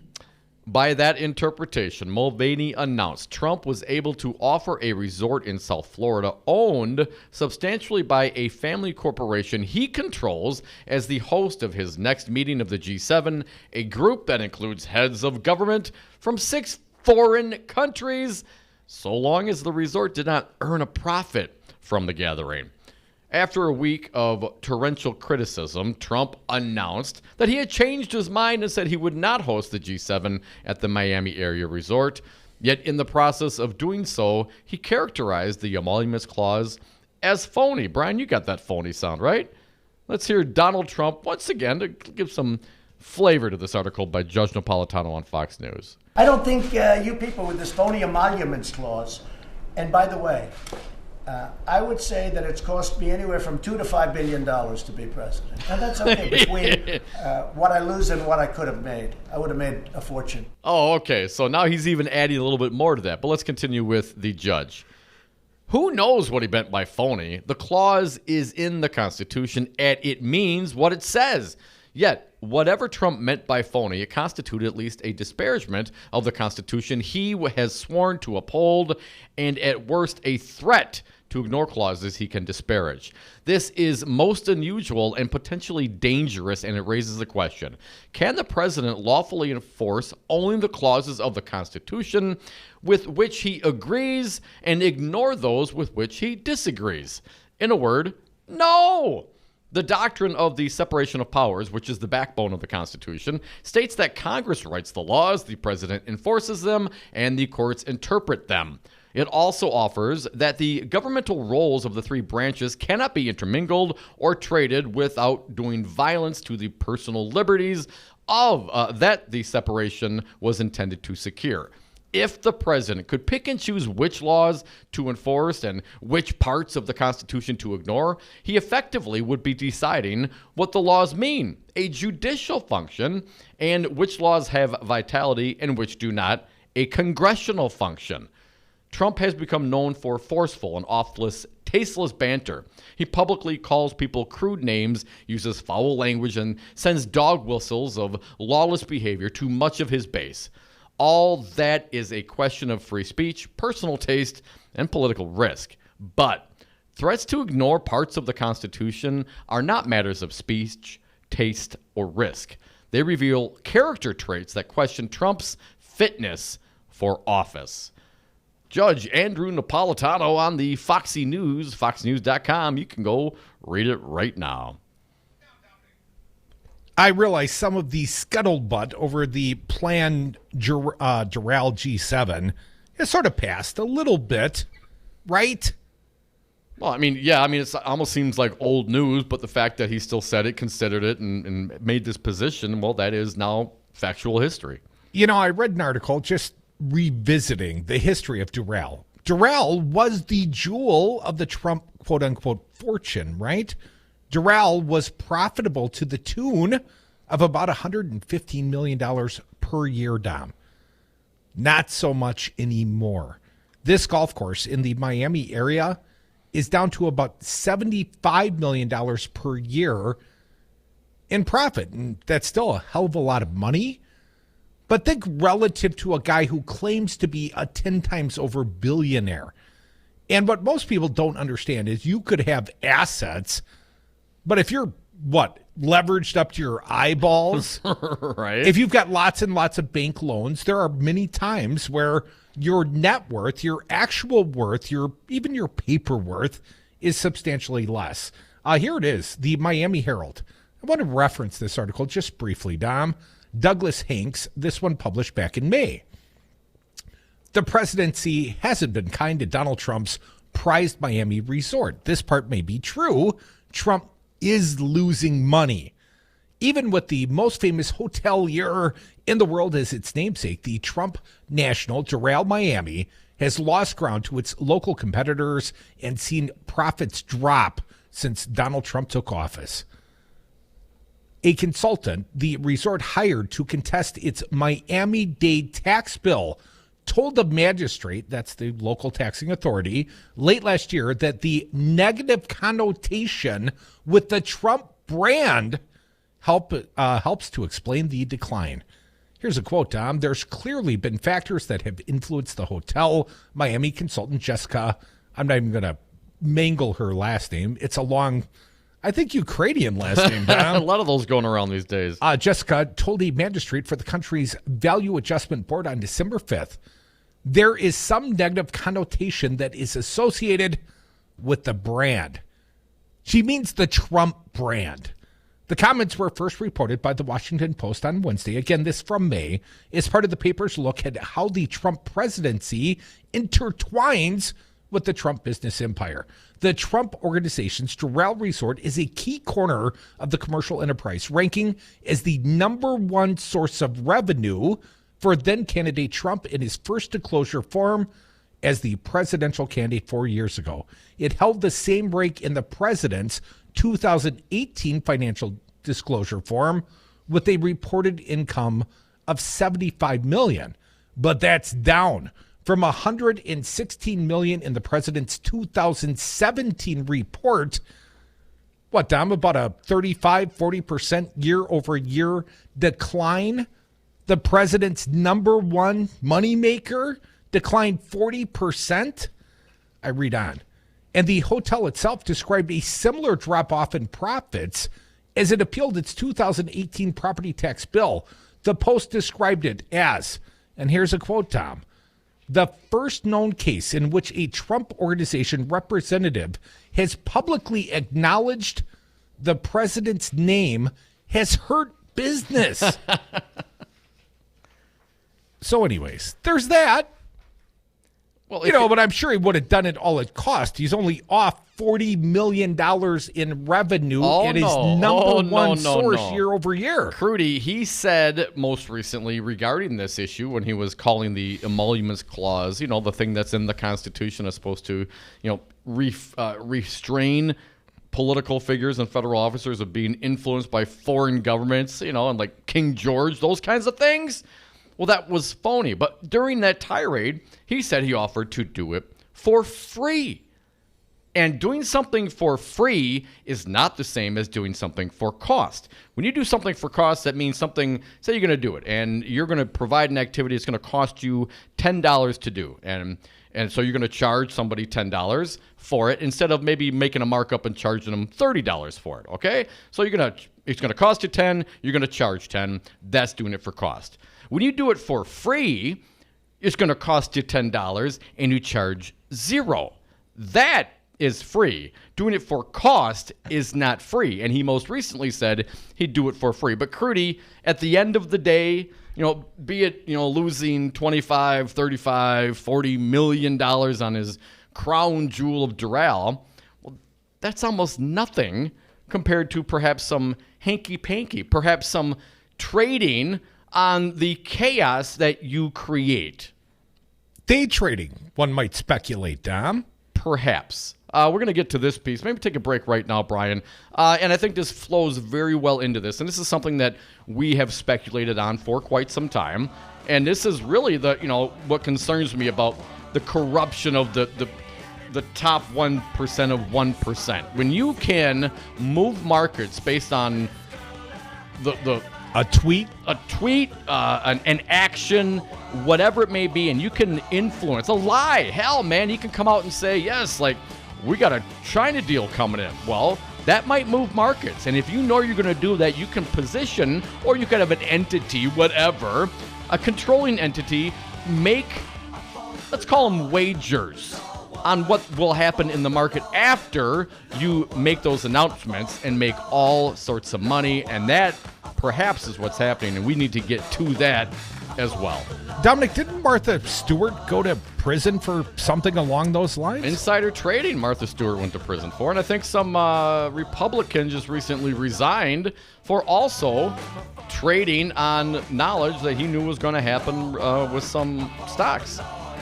Well, Not Dom, supposed it's to almost do that. Like you're implying Donald Trump could be financially desperate. Come back with us. We'll tell you about the desperation of President Day Trader. More Devil's Advocates on the other side. Come back with us. Phone lines open. 414.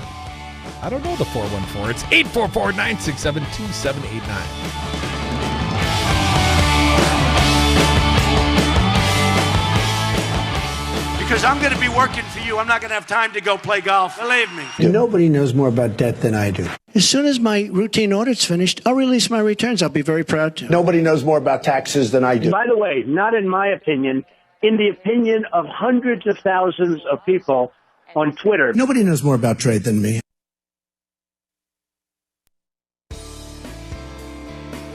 The economic future of America depends on a solid presence of union jobs.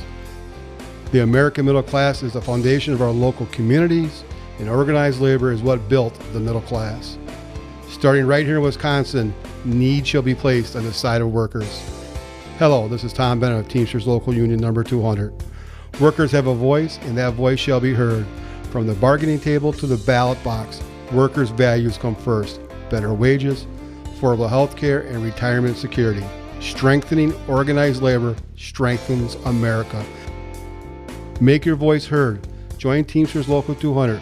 Call 414-771-6363 or visit us at www.teamsterslocal200.com. Check us out on Facebook. Join your brothers and sisters at Local 200. Make a difference. Union yes.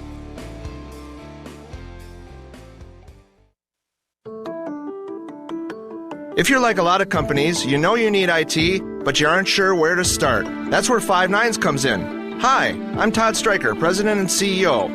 For almost 15 years, Five Nines has been providing IT solutions to companies just like yours. We'll show you the solutions that are right for your business and give you the roadmap to success in the future.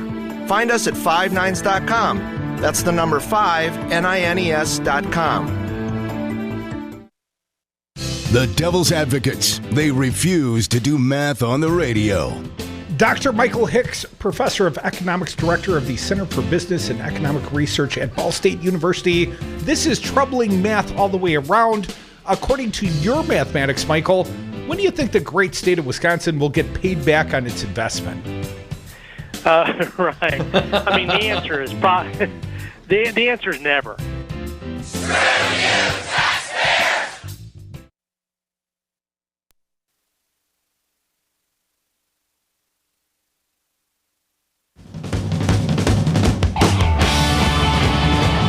Save the $2 on tomorrow's paper.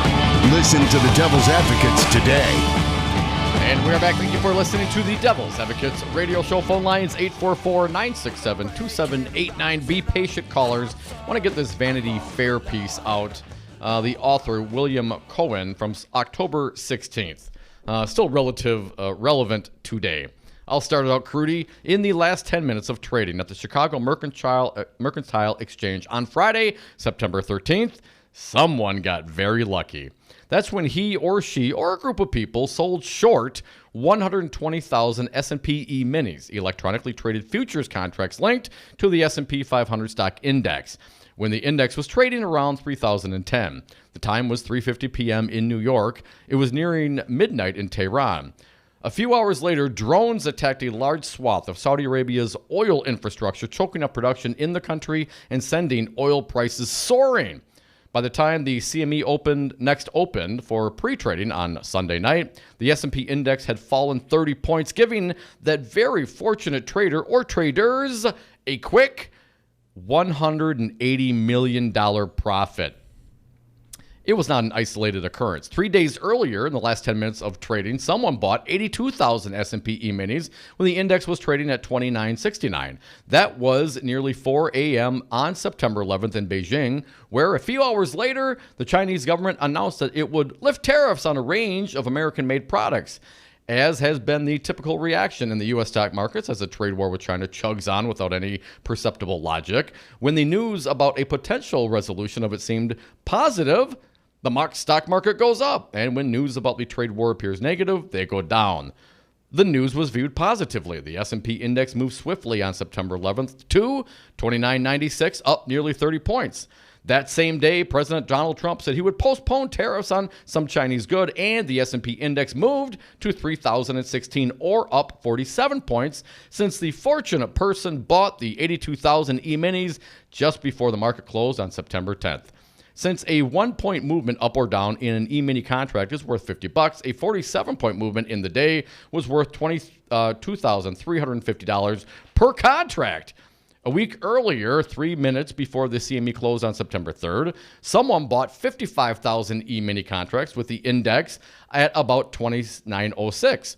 Around 9 p.m. in New York, 9 a.m. in Hong Kong, the market started moving and kept rallying for the next 6 hours or so, reaching 29.36.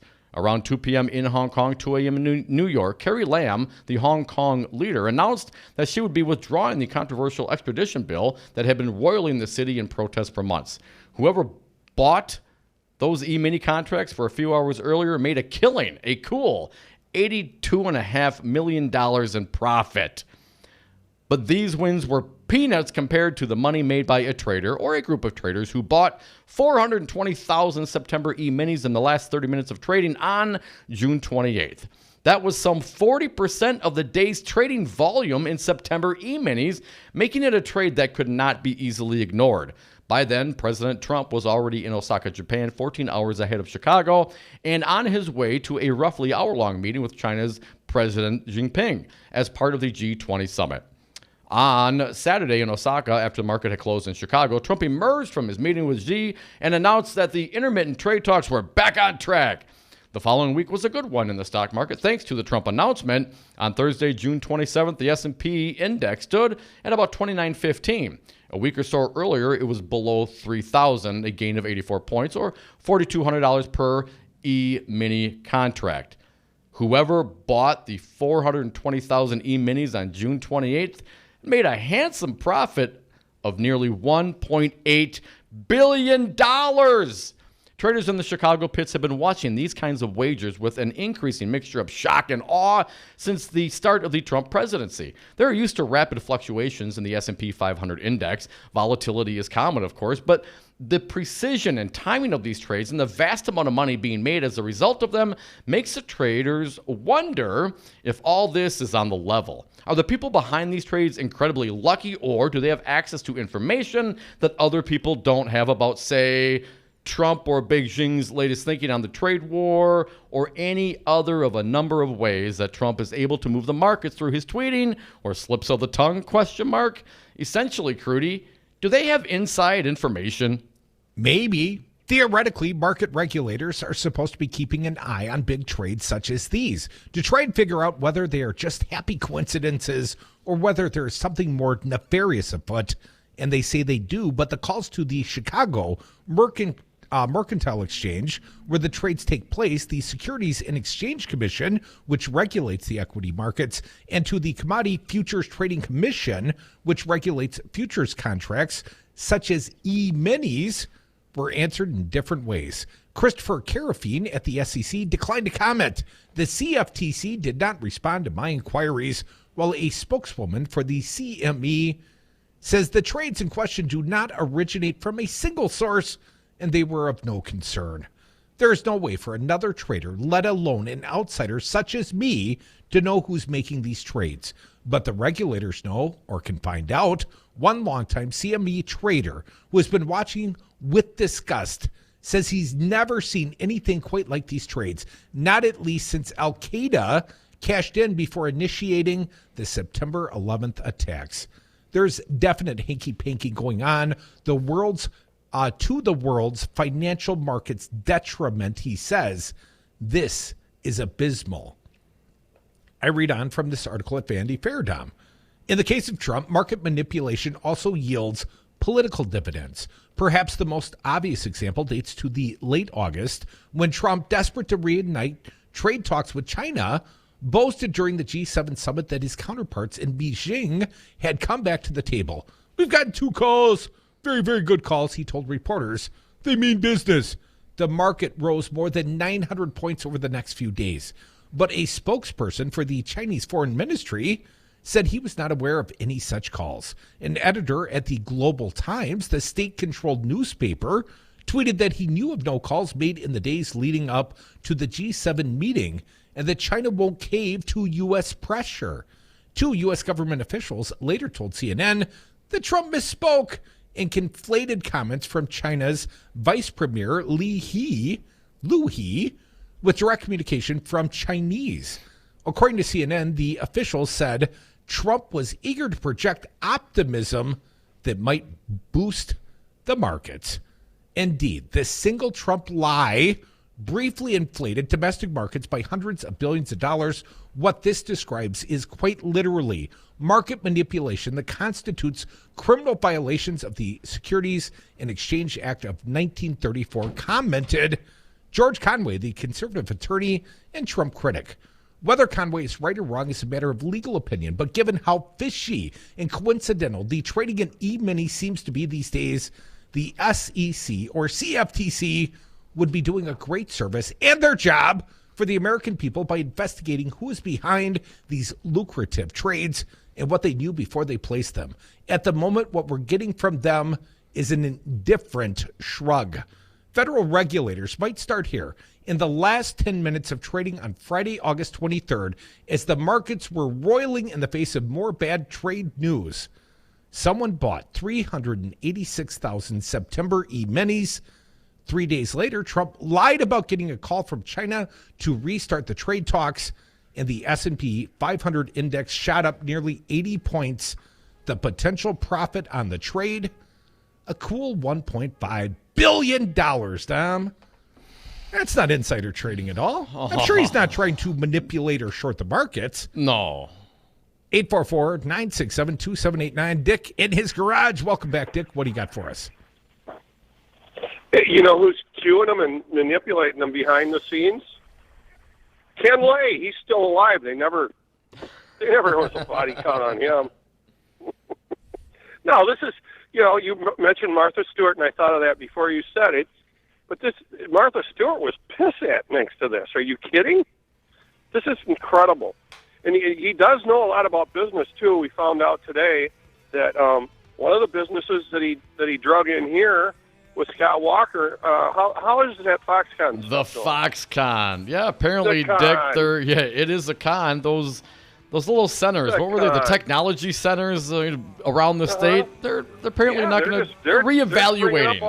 They're reevaluating. Yeah. No, life's a reevaluation, Dick. Mm-hmm. Well, no, this stuff with this insider trading is it's unbelievable. And he might get the wrong cue though, guys, from Ken Lay, and he'll have people jumping out windows like that. Oh, sorry about that, Dick. Thanks for the call, man. It's stunning. The numbers are huge, and I would hope that, given the circumstances as pointed out here in fine reporting at Vanity Fair by William Cohen, that there is some investigation. I would like to know who's behind those things. If it were you or me, Crudy, I'm pretty sure they'd be banging down our doors right now. Well, we certainly wouldn't be cooking with Snoop Dogg, I suspect. Come back with us, our good friend Lynn Manioli. He'll tell you how to get an insider deal on an e-bike. The happy hour commences right now.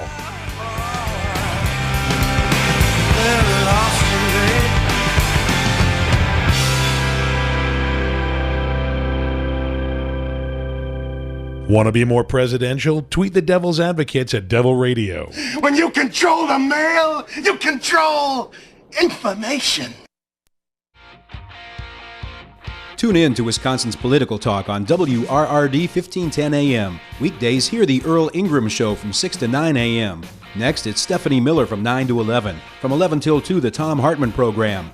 At 2 o'clock, it's Matt Flynn Direct. From 3 to 6, the Devil's Advocates. And at 6, it's Busted Pencils, Brandy Grayson, and Maggie Dawn. Wisconsin's Political Talk. Listen online at newstalk1510am.com. In a union, there is strength. Wisconsin has had a long history with the organized labor movement in America, fighting for stronger wages, affordable health care, and retirement security, the values of the middle class. You can be part of that experience. Let Teamsters 200 be your partner. Your voice matters. Call Teamsters Local 200 at 414-771-6363 or visit us at www.teamsterslocal200.com or on Facebook. Make a difference. Union Yes. You are listening to WRRD 1510 AM, Waukesha, Milwaukee. Always streaming at newstalk1510am.com. Illegitimate inquiry guarding oil. I'm Barbara Cusack. Calling the closed-door impeachment inquiry in the House illegitimate, Republican Senator Lindsey Graham introduced a resolution condemning it. The process you're engaging in regarding the attempted impeachment of President Trump is out of bounds. It's inconsistent with due process as we know it.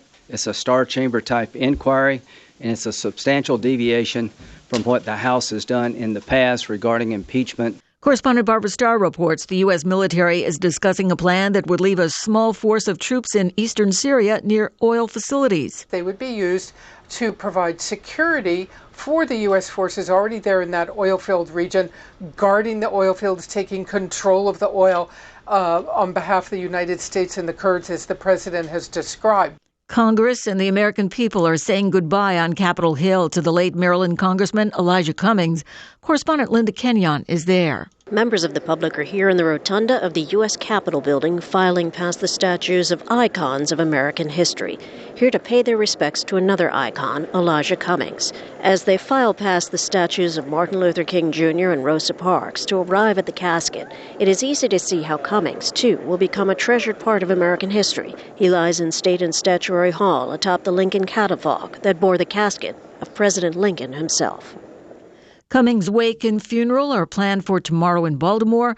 Former Presidents Barack Obama and Bill Clinton are among the scheduled speakers. Amazon's push for faster delivery is hurting its profits. The online retailer said third quarter profit fell 26% from a year ago, missing Wall Street expectations. Its stock sunk 6.5% in after-hours trading. Stocks closed mixed. The Dow dipped 28 points, the S&P 500 up by 6, and the Nasdaq added 66 points. I'm Barbara Cusack. This is Dom from the Devil's Advocates. You know, in the 7 years that Crudy and I have been doing the show, we have never had a more engaged, dialed in, and motivated audience, and we love them for it. Now is the time for you to reach the greatest audience ever. Call now, advertise with the Devil's Advocates and Real Resistance Radio. Market your products or services, get your message out, join the resistance. Call us at 414-635-0872.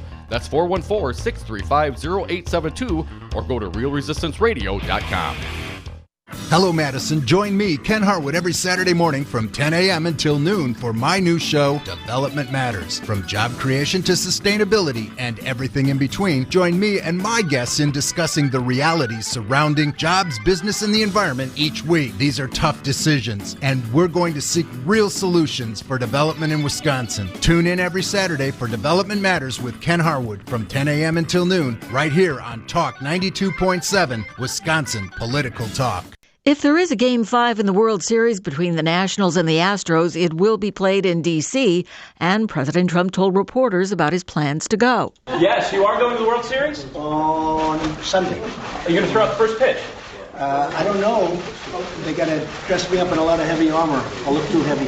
I don't like that. During a White House ceremony today, President Trump awarded one of the nation's highest civilian honors, the Presidential Medal of Freedom, to Roger Penske, the founder of one of the world's most successful motorsports teams. Trump called Penske a giant of American industry.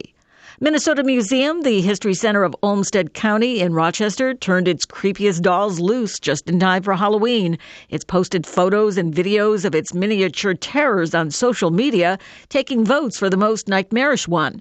Curator Dan Nowakowski told Minnesota Public Radio that for a lot of the dolls, the freakiness is in the eyes. I'm Barbara Cusack.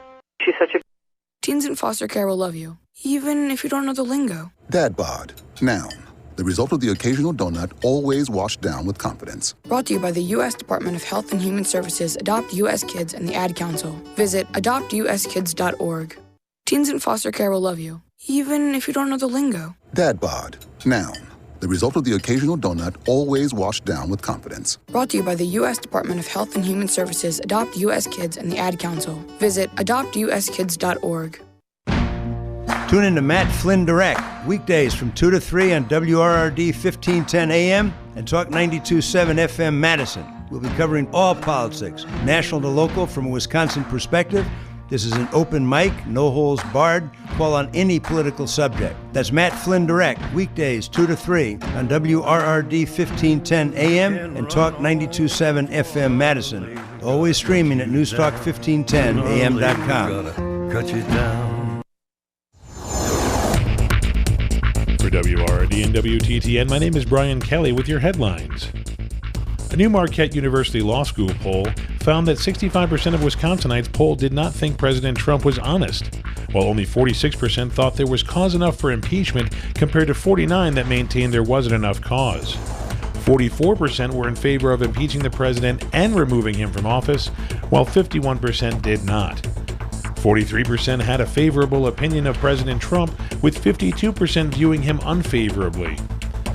Of the Democratic challengers, Joe Biden, Bernie Sanders, and Elizabeth Warren received 40, 39, and 32% favorability ratings, respectively. The Milwaukee Admirals will be giving away Alexander Hamilton bobbleheads this Friday. Their game against the Texas Stars begins at 7 p.m. at the UW-Milwaukee Panther Arena tomorrow night. You're listening to WRRD and WTTN, Wisconsin's Political Talk.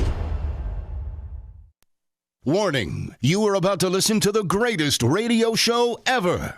And due to contractual obligations and to shield our airwaves' corporate licensees from any semblance of liability, responsibility, and gullibility, we must tell you the views represented on this show are not necessarily those of this station or its management. This radio show contains differing points of view on current political topics, and due to the nature of its contents, it should be heard by everyone. Thank you for listening. 3, 2, 1. Now live from the heart of liberal Wisconsin, where the political party is just beginning, welcome to the Devil's Advocate Show. Best friends proving it's never personal, only politics. Please allow me to introduce myself. Now here are your hosts, Dom and Crute. Welcome back to the Devil's Advocates Radio Show. Dominic, we are sliding into the 5 o'clock happy hour, and I'm happy to announce I've been joined by a good friend here in the Madison studios. It's Crazy Lenny. Hi, guys. And he's joined me here. Hey, let's pull that microphone in, Lenny. People want to hear you, man. I'm sorry. Here I am. Hey, there's Lenny. Lenny. Hey. So that's what that's for. It's radio, you talk man. at it. Yeah, you talk at it. Lenny, I think of you as the ultimate e-bike insider. Oh, yeah. You heard us talking, right, Lenny? You know what? I can't even, literally, you know how greedy and promoting and everything I am. Yet when I hear that the money in this insider trading, it's got to be insider trading. You couldn't do a statistical test on these adventures and come out with random. Right. Could not happen. Yep. It could not happen. And, you know, so let them make $1.5 billion. I'll just go off to work again tomorrow morning. You sound envious because the president and his friends are better grifters. You know what? I'm envious about the money, of course. Any other response is, you know, it's not the money. Well, it is the money. But it's just, they're bandits. But, Lenny, you've been around. I'm not implying you're a rich man. Except amongst friends, you're rich in friendships. But you've known a few well-to-do people in your day, I suspect. Very well-to-do people. And does Donald Trump seemingly fit that category? It seems like he's... I'm not even going to answer that. I don't think he's really rich. Fit that category. Well, rich, what does that mean? That he has some publicly I think he's available bank leveraged. account? Do you think there's money all over the place that's not under his name? I do. Yes. Thank you, Lenny. I'm with you, man. I interrupted you, Mike. Who knows what kind of accounts are laying around all over this world that's got some the payouts real for mafia the Trump. calls them favors. Favors. Forget about it, Lenny. Favors. Gentlemen, as much as I hate to be disagreeable with my good buddy Lenny Mattioli, you're absolutely wrong, sir. I don't think Trump's got cash laying around. I think he is nearly financially desperate. When you look at the golf course at Doral, this $115 million a year money generator, and that's number one in his portfolio in terms of monies generated. In year over year, the guy's down 40%. I mean, if that's the thing that you're using to create leverage for so many of your other investments, you know what I'm saying? They want to see the cash flow. If the cash flow is down 40%, the bankers come and calling. You know what I'm saying, Lenny? First, let's clear the air on what we don't know these things. We don't know, but in the real business, when it's not owned by the president of the nation, 40% down indicates, you got to start closing things and changing your business footprint and your marketing plan and cutting your expenses, improving the competitiveness of your product, et cetera, et cetera, et cetera. That's what that means, okay? But they're not in that world. They're not in that world. I feel that Donald Trump, if he came to my store as wealthy as I think he is and said, hey, can I put half down and make the second half payment on this bike in 30 days? You take it? I'd say, hell no. Cash. I want cash. Clean cash. But you've met people, Lenny, that, like this president, have a reputation as being hard to collect from or hard to do business with. I mean, the guy's notorious for stiffing vendors all around town. Lenny, I've known you for at least a handful of years, man. You don't have a bad rap. No, it helps a lot when you pay your bills. You know, it does help when you pay your bills. Guys, it's just beyond the basic morality of living up to a promise or a commitment. It's beyond that. It's it's that terrible F word you to all the public. We don't care about your vote. We don't care. We can, a week before the election, we'll figure out something to control the vote. So, Lenny, I'm not saying don't vote, but I'm just saying let's all of us, and I try. I'm not nowhere near as engaged as I should be, but let's all try to remember that you just can't allow these things to happen.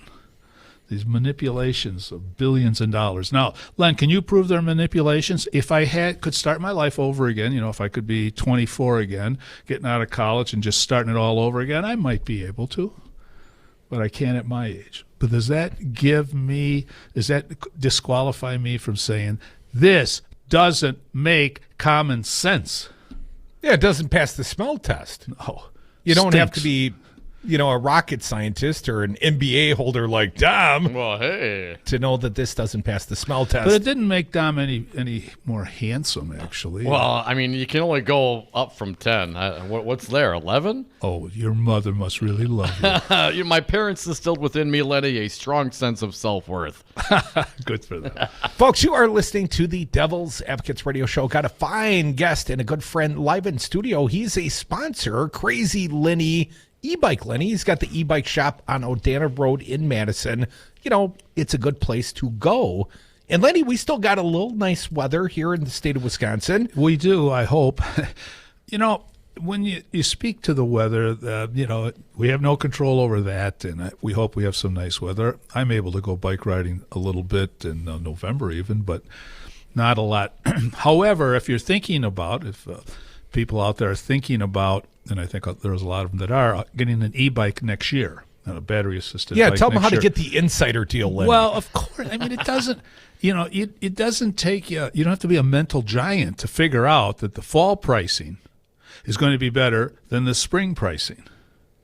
And I don't have manipulative powers that could change that. That's just the way it is. When the demand goes to the levels of buying a product that's as much fun as an e-bike in the spring, the prices will be higher.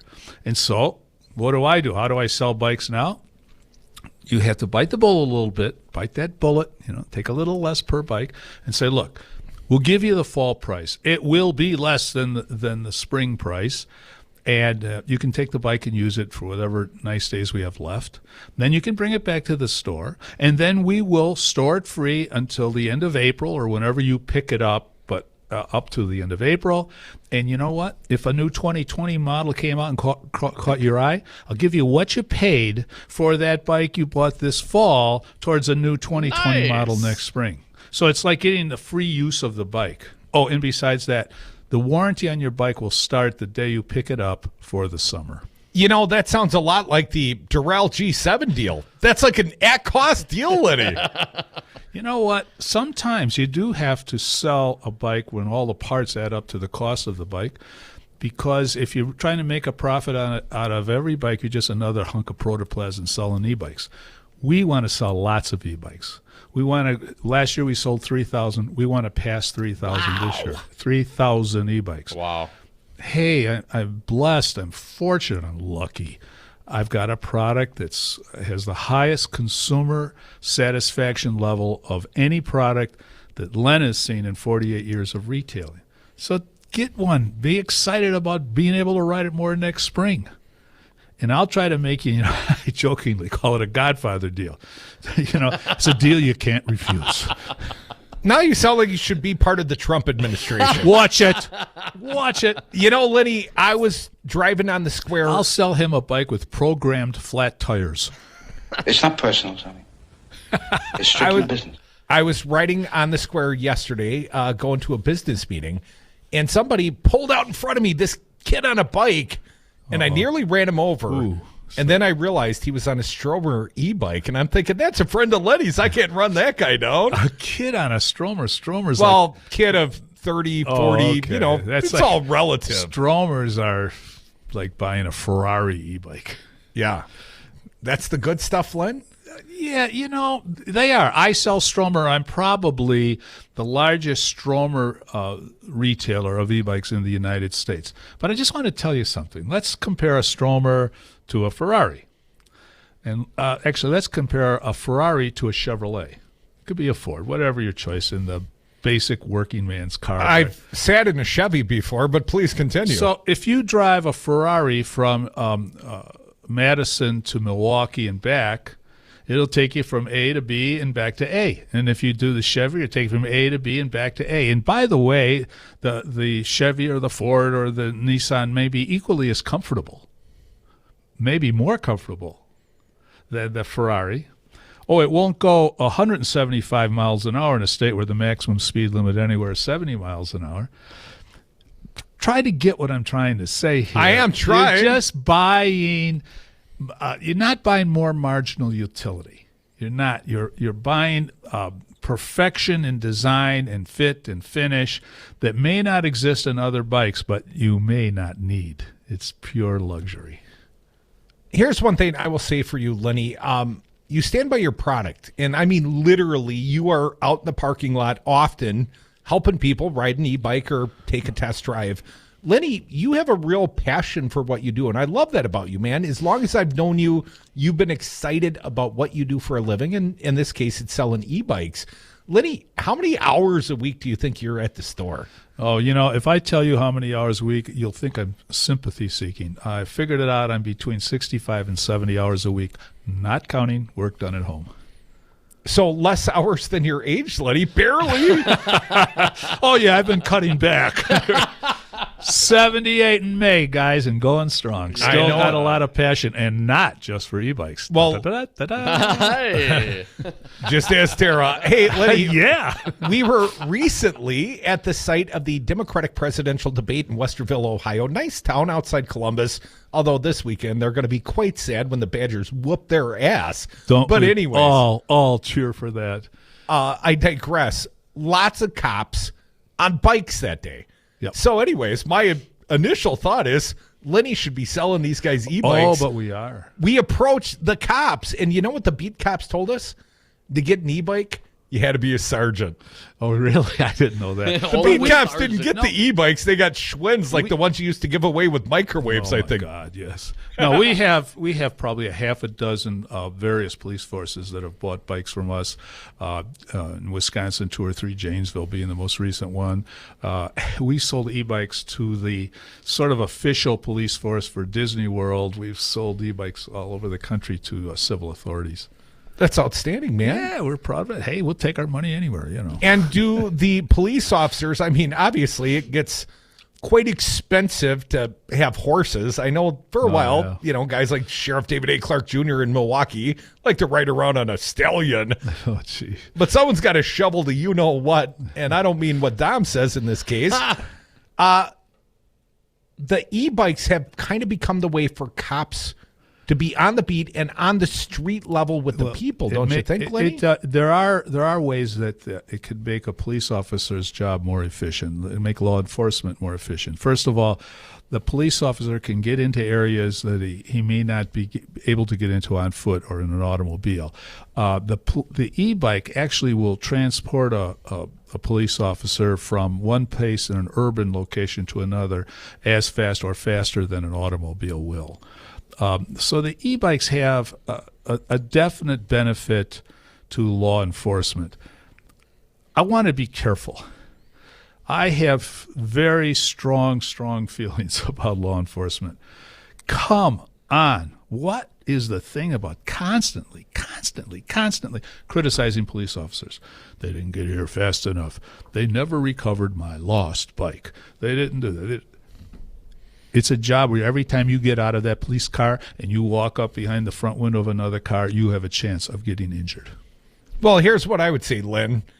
If you, let's just say, conscientiously object to the laws of the state of Wisconsin each and every day of your life, the cops aren't necessarily your friends. They're kind of looking to bust you, But I don't my conscientiously object. No, I'm talking about me and Dom in this case. Oh, you guys. Don't take all that credit.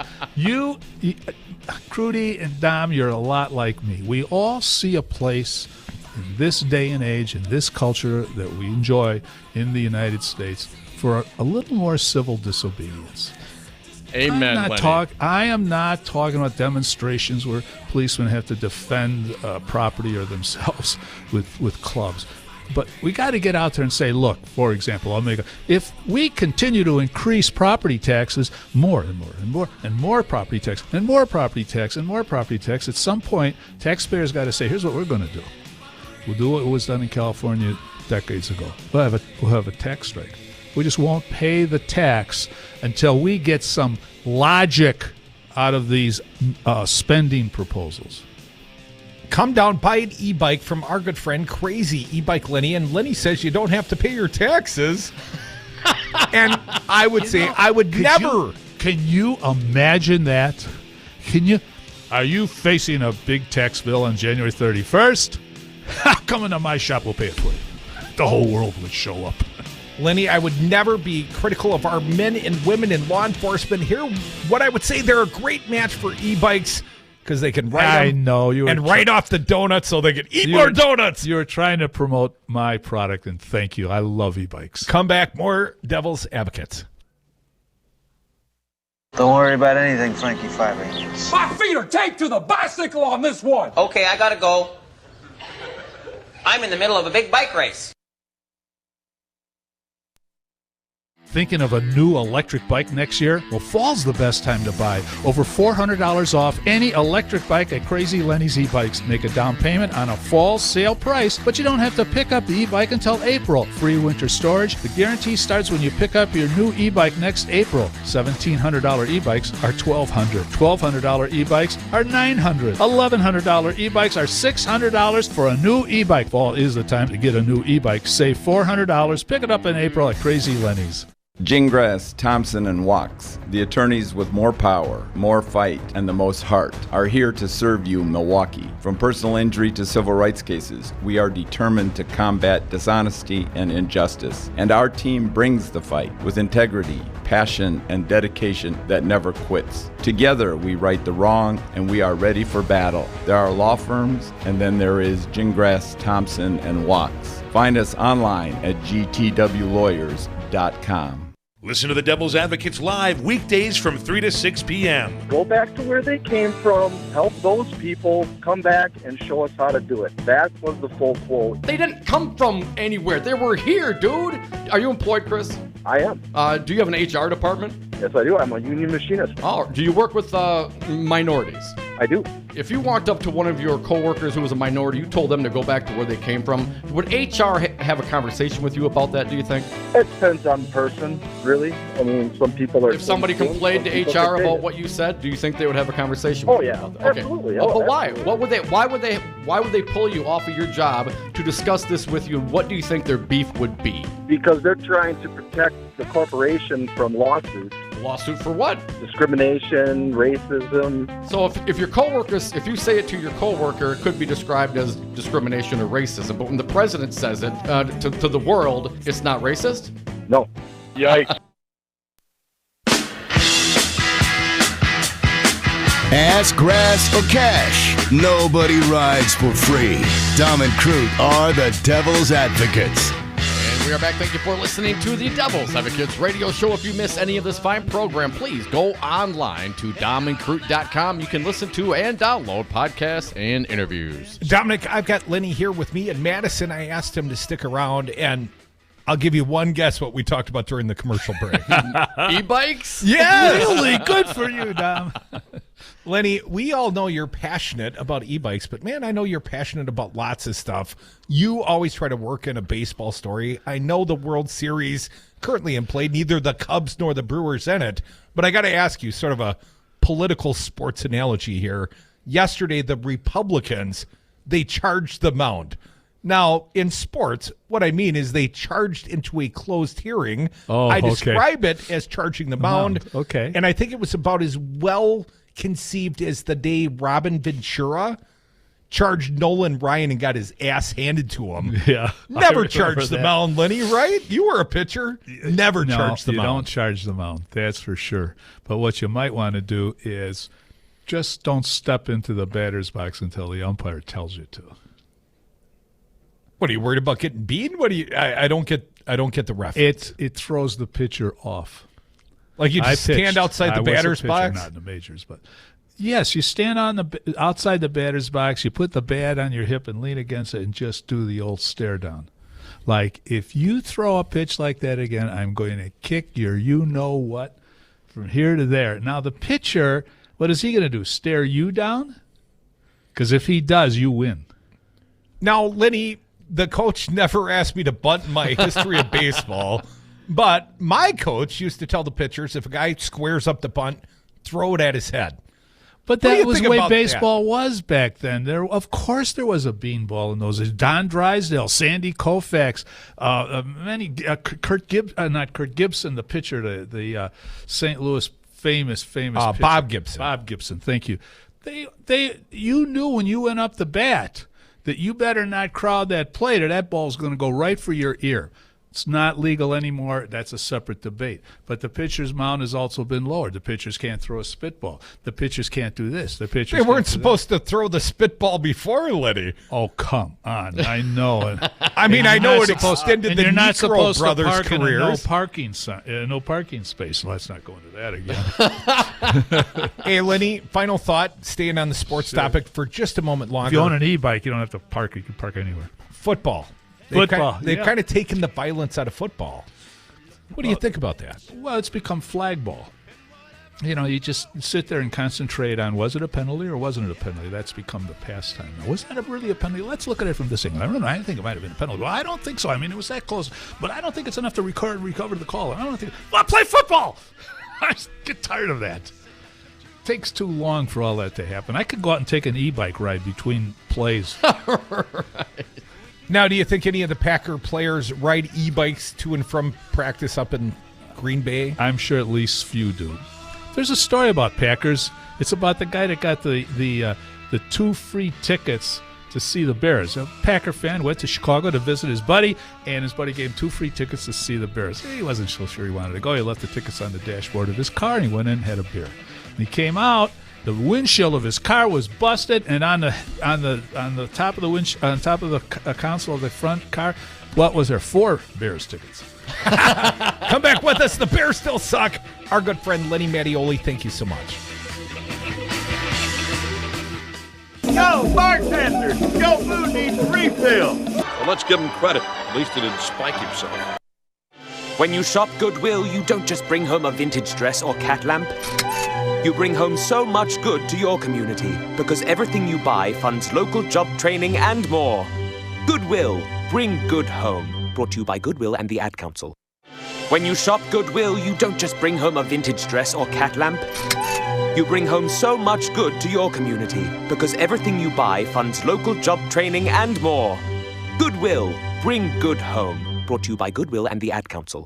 Free and equal education is and has always been a cornerstone to this nation. Yet our public school systems, once the envy of the world, has never faced more scrutiny than right now. Caught between political bickering and big business cash grabs, our schools are under attack, and the people that stand to lose the most are our children. Join Dr. Tim Slecker for Busted Pencils Radio. Educated educators talking education.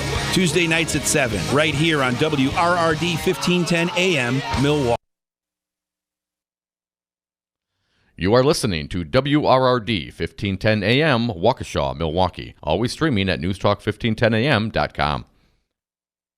Thinking of a new electric bike next year? Well, fall's the best time to buy. Over $400 off any electric bike at Crazy Lenny's e-bikes. Make a down payment on a fall sale price, but you don't have to pick up the e-bike until April. Free winter storage. The guarantee starts when you pick up your new e-bike next April. $1,700 e-bikes are $1,200. $1,200 e-bikes are $900. $1,100 e-bikes are $600 for a new e-bike. Fall is the time to get a new e-bike. Save $400. Pick it up in April at Crazy Lenny's.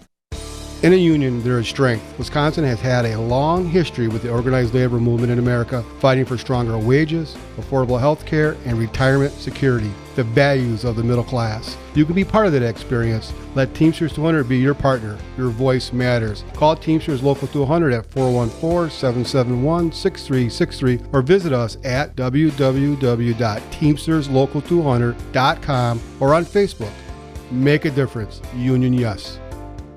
I don't see the support. I don't support it. Wisconsin Senate Majority Leader Scott Fitzgerald doesn't see the support for legalized medicinal marijuana, even though the 2018 midterm referendum in 11 counties and the city of Waukesha passed by over 79%. Call Scott Fitzgerald at 608-266-5660. Tell him you support legalized medicinal marijuana. No, I don't see it. This message was paid for by the People for People Corporation. Donate online at p4ppc.org, p4ppc.org. Have a drink at Regano's Roman Coin. This neighborhood corner tavern is as classic as the street it occupies. Family owned and operated since 1966, Regano's Roman Coin is located in a former Pabst Tide House on historic Brady Street, serving an array of craft beers with a focus on Wisconsin breweries. Also, weekly drink specials, trivia on Wednesdays, seasonal sporting events, parties hosted for all occasions, and pet friendly. Open 11 a.m. Tuesday through Friday, 10 a.m. Saturday and Sunday, closed on Monday. Regano's Roman Coin, Milwaukee's pet friendly, cash only order and classic corner tavern.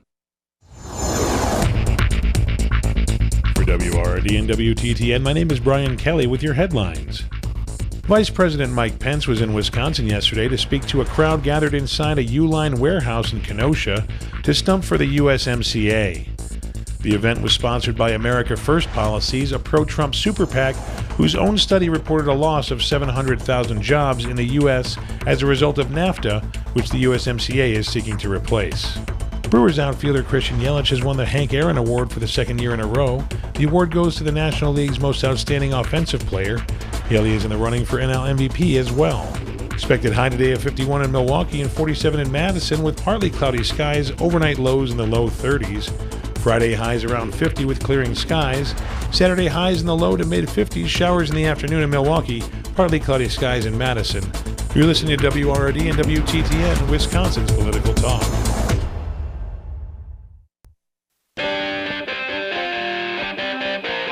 The Devil's Advocates. Rock and roll political commentary in a top 40 world.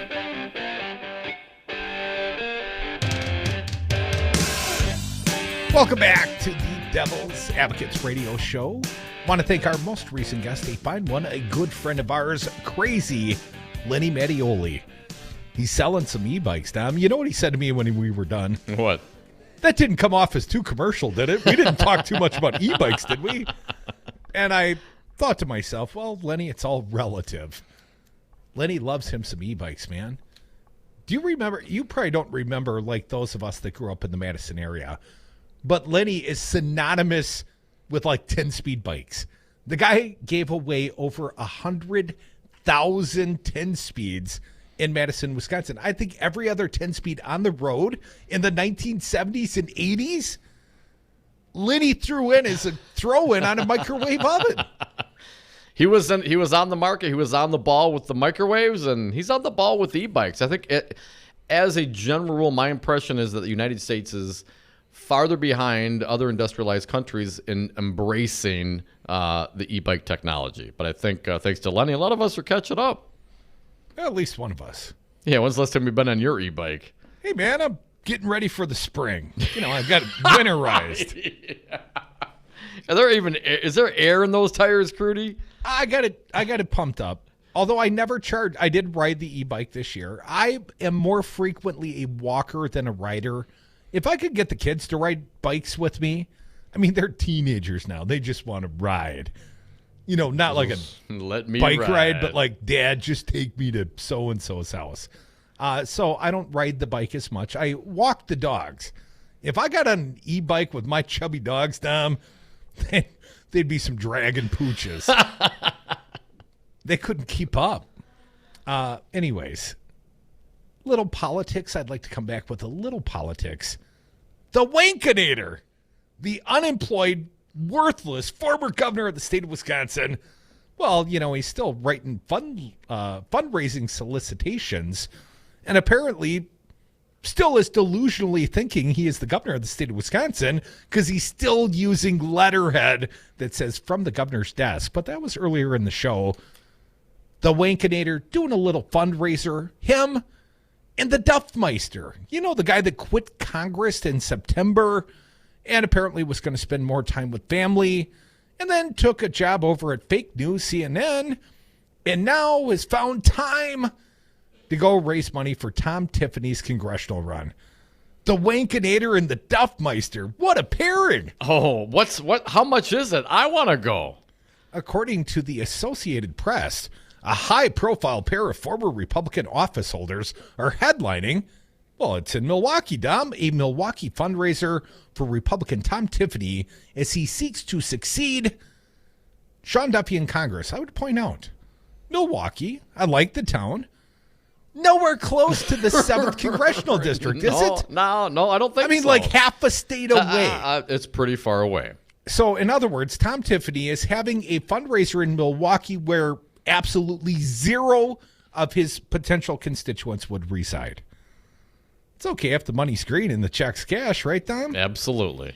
According to an invitation for the November 8th event, Duffy and former Governor Scotty Wanker are slated to participate in a roundtable discussion. Oh, you know that'll be dynamic. I hope he uses some of that righty-whitey talk radio material, Dom. Oh, he can't waste it all there, man. He's got to wait for it for Belling on what, Halloween? Well, that event, the filling in for Belling, and what's that pay precisely?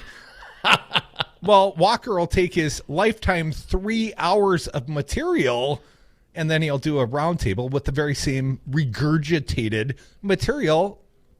Dom, you don't even have to buy the ticket. I already know it. I solved a $3.6 billion budget deficit. It should be a trampoline, not a hammock. Occupy didn't start on Main Street. Wall Street, it started on my street. Something I something stood about up against God. the protesters. Anyways. Freedom. Duffy, Freedom, yes, thank you. The cost of the tickets, Tom. Yeah. The Gubernator, Scotty Wanker, Sean Duffy fundraiser on behalf of Tom Tiffany in the 5th Congressional District, even though he's running in the 7th. Tickets range from $100 per person to $5,600 per couple. So in other words, don't bring the wife. $100 to get in the door. Or $5,600 to bring the spouse, the plus one. Duffy resigned from Congress in September. You know, did himself, the Sarah Palin, to spend more time with family after his 9th child was born with holes in her heart requiring surgery and Down syndrome. Duffy has since been hired by CNN as a political propagandist, I think, on behalf of the Trump administration. This is the description on the invite, or is this still the AP article? As a political commentator, as it is written here in the public radio article. Tiffany is a state senator running in the May 12th special election to succeed Duffy in the sprawling 7th Congressional District, the Fighting 7th, that covers central, northern, and northwest Wisconsin. Nothing about Milwaukee in there. He's being challenged in the Republican primary by Army veteran Jason Church. Now, that's another one of your buddy Ron Johnson's staffers. Staffer for Ron, yeah, that's my understanding.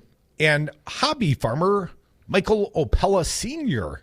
Hadn't heard about the hobby farmer running for the 7th. Wausau School Board President Tricia Zunker, she's appeared on this fine radio station, Dom.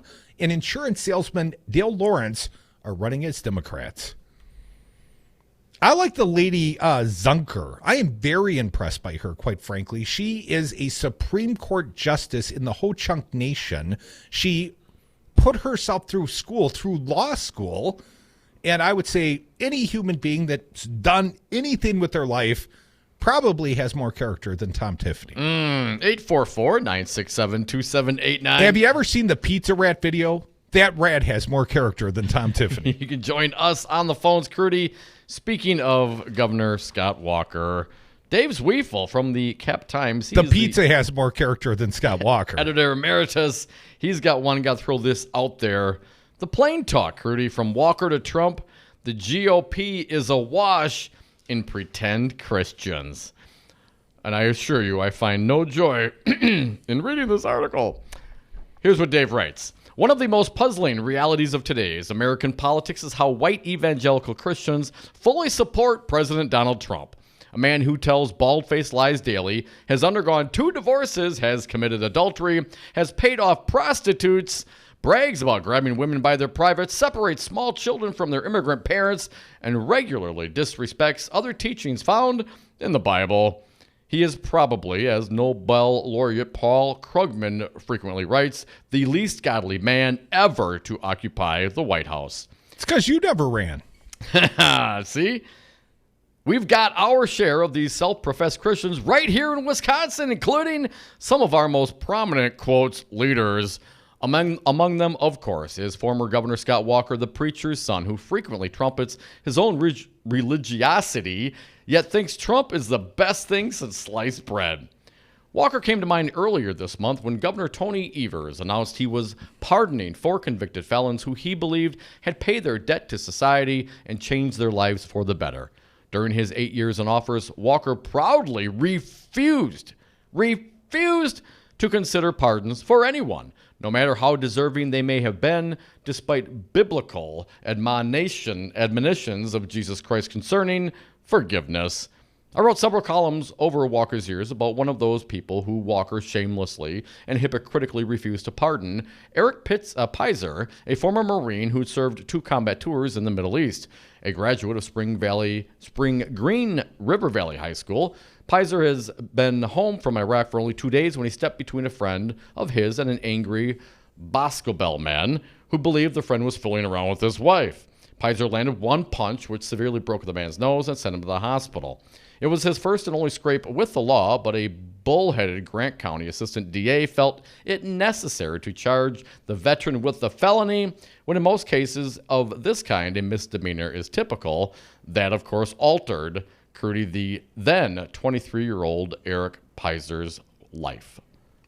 What, you expected I wasn't taking a break over here, man? You're right, up. I got it. I read the WPR article, man. This one's all yours. All right, so Dave Zwiefel continues. Pizer, I'm so sorry, sir, had ambitions of becoming a law enforcement officer and had completed all the coursework to become one, but the felony conviction prevented him from carrying a gun, which, of course, is necessary to be a cop. The man he punched in the nose backed him in seeking a gubernatorial pardon, but Walker, who could have righted this wrong, adamantly refused to even look into the matter. What would Jesus pardon? See? Evers corrected this indefensible stubbornness this week when he included Pizer with 3 other pardons for people who had set their lives straight since their convictions and deserved, as the governor said, to get a second chance in life. I call people like Scott Walker a pretend Christian. You know, the kind who make a big deal about going to church every Sunday and then do everything contrary to what Christ preached during the rest of the week. Only a couple weeks ago, Walker gladly served as the keynote speaker at the annual prayer breakfast of Thy Kingdom Come Ministries in Davenport, Iowa. That ministry, incidentally, run by a fellow named David Potch, who has called the former President Barack Obama to be hanged for his being demon-infested. So he's also been an ardent backer of Iowa's U.S. Rep. Steve King, the notorious white supremacist. Nice company our Christian former governor keeps. Guess we can take solace that he's no longer the governor. Yes, thank you, Dave Zwiefel from the Cap Times. Hypocrites all. And I see, Walker's out there constantly tweeting Bible verses. I'm assuming that's what they are, godly things. And again, I, as a non-believer, I'm not knocking you to believe, knock yourself out. But if you're going to profess to believe something and then do next to nothing to follow up on what you claim those beliefs to be, I think I'm with Dave here. I think that is being a pretend Christian or pretend Muslim or pretend whatever religion you claim to be, that you constantly put out there as who you are and something that absolutely defines you, as Governor Walker's did as the preacher's kid. But then he hangs out with guys who believe, and again, another fake Christian. I mean, this man called for Barack Obama to be hanged because he was demon-infested. And this ministry, Thy Kingdom Come Ministry, is a big backer of Rep Steve King, and Walker so proudly claiming his Christian faith goes down and does the keynote speaker for these people. Well, Dominic, just twice in the last 10 hours, Scotty Wanker has tweeted out biblical passages. Exodus 15:2, the Lord is my strength and my defense. He has become my salvation. He is my God, and I will praise him. My father's God, I will exalt him. Well, his father was a minister. He is the preacher's kid. And an Eagle Scout.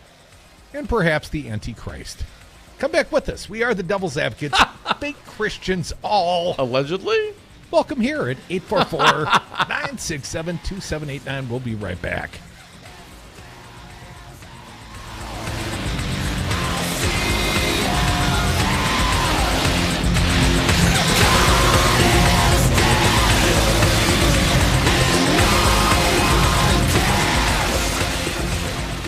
I want to thank God for his abundant grace. Grace! She passed away 30 years ago. Make sure you remember in your thoughts and more importantly in your prayers. I don't think Jesus would be very happy with Donald Trump one bit at all.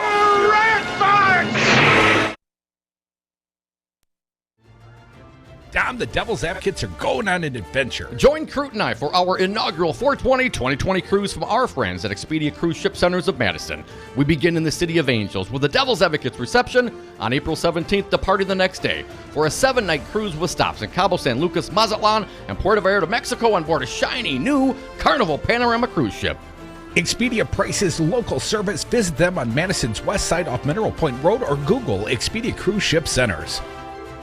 Madison Liquidators has officially moved into a bigger, nicer showroom off Pleasant View Road in Middleton, and they are proud to announce they have expanded to provide educational and healthcare institutional furnishings. They have great new offerings of quality new office furnishings from industry leaders like Groupe Lacoste and Via Seating, and you can see the expanded and extensive inventory of used furniture online at MadisonLiquidators.com, or you can call Kelly and have her help you make a plan for your new space. Start today at MadisonLiquidators.com and tell them you heard them on Talk 92.7 FM. The economic future of America depends on a solid presence of union jobs. The American middle class is the foundation of our local communities, and organized labor is what built the middle class. Starting right here in Wisconsin, need shall be placed on the side of workers. Hello, this is Tom Bennett of Teamsters Local Union number 200. Workers have a voice, and that voice shall be heard. From the bargaining table to the ballot box, workers' values come first. Better wages, affordable health care, and retirement security. Strengthening organized labor strengthens America. Make your voice heard. Join Teamsters Local 200. Call 414-771-6363 or visit us at www.teamsterslocal200.com. Check us out on Facebook. Join your brothers and sisters at Local 200. Make a difference. Union yes.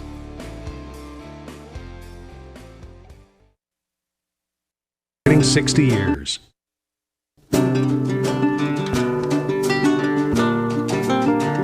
The Devil's Advocates, making radio great again! Exclamation point.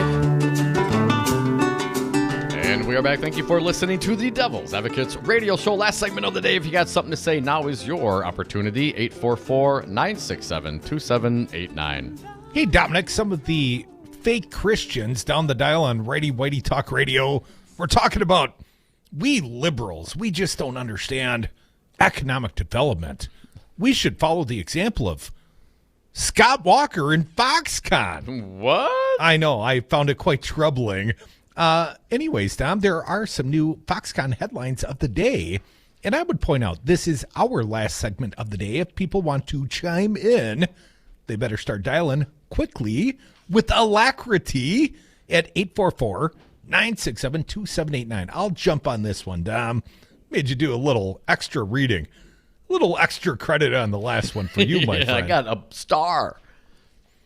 The city of Racine issued a permit to Foxconn Technology Group on Thursday for remodeling a building the company has said will host one of its innovation centers. Foxconn filed for an application for the permit Tuesday, a city spokesperson said. The plan calls for a building out of a vacant area of the first floor of the building at 1 Main Street, which Foxconn bought earlier this year for $6.25 million. The project would include construction of a conference training space, a reception area, a small office, and restrooms. Ooh. Dominic, the space to be remodeled covers 1,451 square feet. I got more square footage on the main level of the ranch at home. Really, I mean, this is a insignificant amount of real estate. Is it not 1,450 square feet? For a company that's supposed to, when they inked the back of the napkin deal with Trump and with Walker, to be 20 million square feet, yeah, 1,400 square feet doesn't seem like a lot. Dominic, the entire three-story building, which Foxconn announced in October 2018 that it was buying, contains about 46,000 square feet. They're remodeling 1,451 of 46,000. Tenants include a BMO Harris Bank branch and offices of Milwaukee investment firm Robert W. Baird & Company. The Milwaukee Journal-Sentinel reported in July that Foxconn has been slow to develop the innovation centers it said it would open in various Wisconsin cities. The article noted that little had been done in downtown Milwaukee, the building that Foxconn had said will be a showcase for its technologies, that no permits have been sought for Foxconn buildings in Racine and Green Bay, and that the firm's Eau Claire building remained vacant. Womp womp. Foxconn said at that time it was concentrating on building its factory, you know, the one that went from 20 million square feet down to 1 million square feet down, which is under construction in Mount Pleasant, and that hiring at innovation centers will follow sometime in the future. Yeah. Since then, the company has taken a couple of small steps to remodel buildings. It says it will house innovation centers. Earlier this month, Foxconn sought permits for an estimated $695,000 worth of elevator work at the Milwaukee building. That's probably required, right, by law. That one's at 611 East Wisconsin Avenue in Milwaukee. That would represent several times the value of all the company's previous spending on remodeling, other than work done for tenants. What do you think, Dom? They're doing this work because it's legally required. You got to have an elevator, right? If you build an elevator, you must maintain the elevator. And if the elevator needs $625,000 worth of repair, well, that's not exactly an investment in an innovation center. Well, elevators are very innovative, Curdy. You don't have to take the stairs. Wisconsin Public Radio, Corrine Hess, here's that headline from yesterday. Foxconn Innovation Centers on hold across the state. And here's a little quote. Then we'll get to the phones, 844-967-2789. Kevin Vonk, he's Green Bay's development director, said early on Foxconn was meeting with contractors, but plans have been paused. The company is now planning to start interior construction in 2020. And here's Vonk's quote. I think they are reevaluating their strategy throughout the state, and their focus is on southeastern Wisconsin. They're also seeing how this location correlates with each of the innovation centers throughout the state. Now, did we also read some headline that the community of Racine... Reuters reporting from October 18th, Racine County locks in long-term financing for Foxconn project. Next week, we'll lock, and of course now that's this week, lock in $110 million 20-year financing for the major development by Foxconn. The bonds, according to Reuters, the bonds issue prospectus said there's no guarantee whether there will be future amendments to the Foxconn contract with the state or if the facility will be constructed in accordance with the development agreement. It added that, quote, no assurance can be provided as to the specific type, size, scope, or generation of the facility that is ultimately built. But hey, we got $110 million in bonds to sell you, so please sign up. Who would buy bonds? Municipal bonds supposed to be a safe investment when there's an asterisk that says, you know, what we're investing this money in may never come to fruition. Or maybe they'll build something else. Or maybe it'll be a 10G or a 6G. Or maybe they'll build vending machines. We don't know. Buy now. Buy now. Such a deal I got for you. 844-967-2789. Such a deal we got for you. Pizza Box Mike, welcome. What do you got today? I'm having nightmares, guys. I took a nap this afternoon, and I had a dream I was in this secure location in the Congress at a hearing, and all of a sudden these 20-some dudes broke into the room with orange faces and gold hair, and they were singing, Troompa Loompa Doobity-Doo. We've got more obstruction for you. Troompa Loompa Doobity-Dee. Here come Ukraine thugs sent by Rudy Giuliani. Ooh, it rhymes, Pizza Box. Yeah, but, that's kind of scary, don't you think? Why would I have a dream like that? Well, I think in part because Dom was one of the original Oompa Loompas. Hey, Mike. kind of look like one. Good call. Hey, come on, man. Hey, listen. What about Lev Parnas, man? He's slicing up like $660 to the Wisconsin GOP, and they can't give it back because they spent it already. $600 and some dollars? All they have to do is cash in 4 days of per diem. Come on, man. They can pay that back. But they're I'm not sorry going we to. spent that on coke and hookers at our last convention in Vegas. Well, come to think of it, that dream might have had something to do with my 420 break today, too. Must have been a good 420 break if it put you to sleep, man. Stay away from the orange nuggets. Duly noted. Thanks for the call, man. Appreciate it. Pizza Don't Box. take the brown acid. It's bad. It's bad. The brown acid is bad. The Devil's Advocates, we're good. Good Devil's Advocates, bad brown acid. Don't take the brown acid, kids. Thank you to all our fine guests. They included John Nichols with The Nation magazine and crazy e-bike Lenny Mattioli. Did you hear about his new sale, Dom? He's got a new sale. He's got an you ad buy up. I a heard it. bike at fall prices. You pick it up in April. He stores it for free. And hell, if you want to ride that bike, we might get some nice weather. Never can tell. You can pick it up, buy it right now, use it, give it back for storage, and if you want to buy an updated one, come next spring, he'll credit the entire amount you paid for towards the new bike. I mean, come on. Just tell him the Devil's Advocate sent you, and you get the insider trading deal. Trump style. Thank you all for listening, Devil's Advocates. We'll do it again tomorrow. And coming up next, right here on these fine radio stations, Maggie Dawn, Dawn of the Resistance. Have a great night, everyone.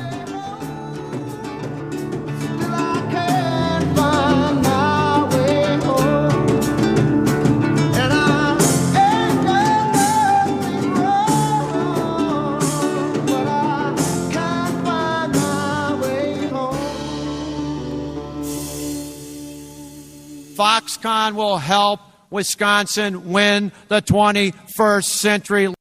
Nobody ever goes in. Nobody ever comes out. So you get nothing. You lose. Thinking of a new electric bike next year? Well, fall's the best time to buy. Over $400 off any electric bike at Crazy Lenny's e-bikes. Make a down payment on a fall sale price, but you don't have to pick up the e-bike until April. Free winter storage. The guarantee starts when you pick up your new e-bike next April. $1,700 e-bikes are $1,200. $1,200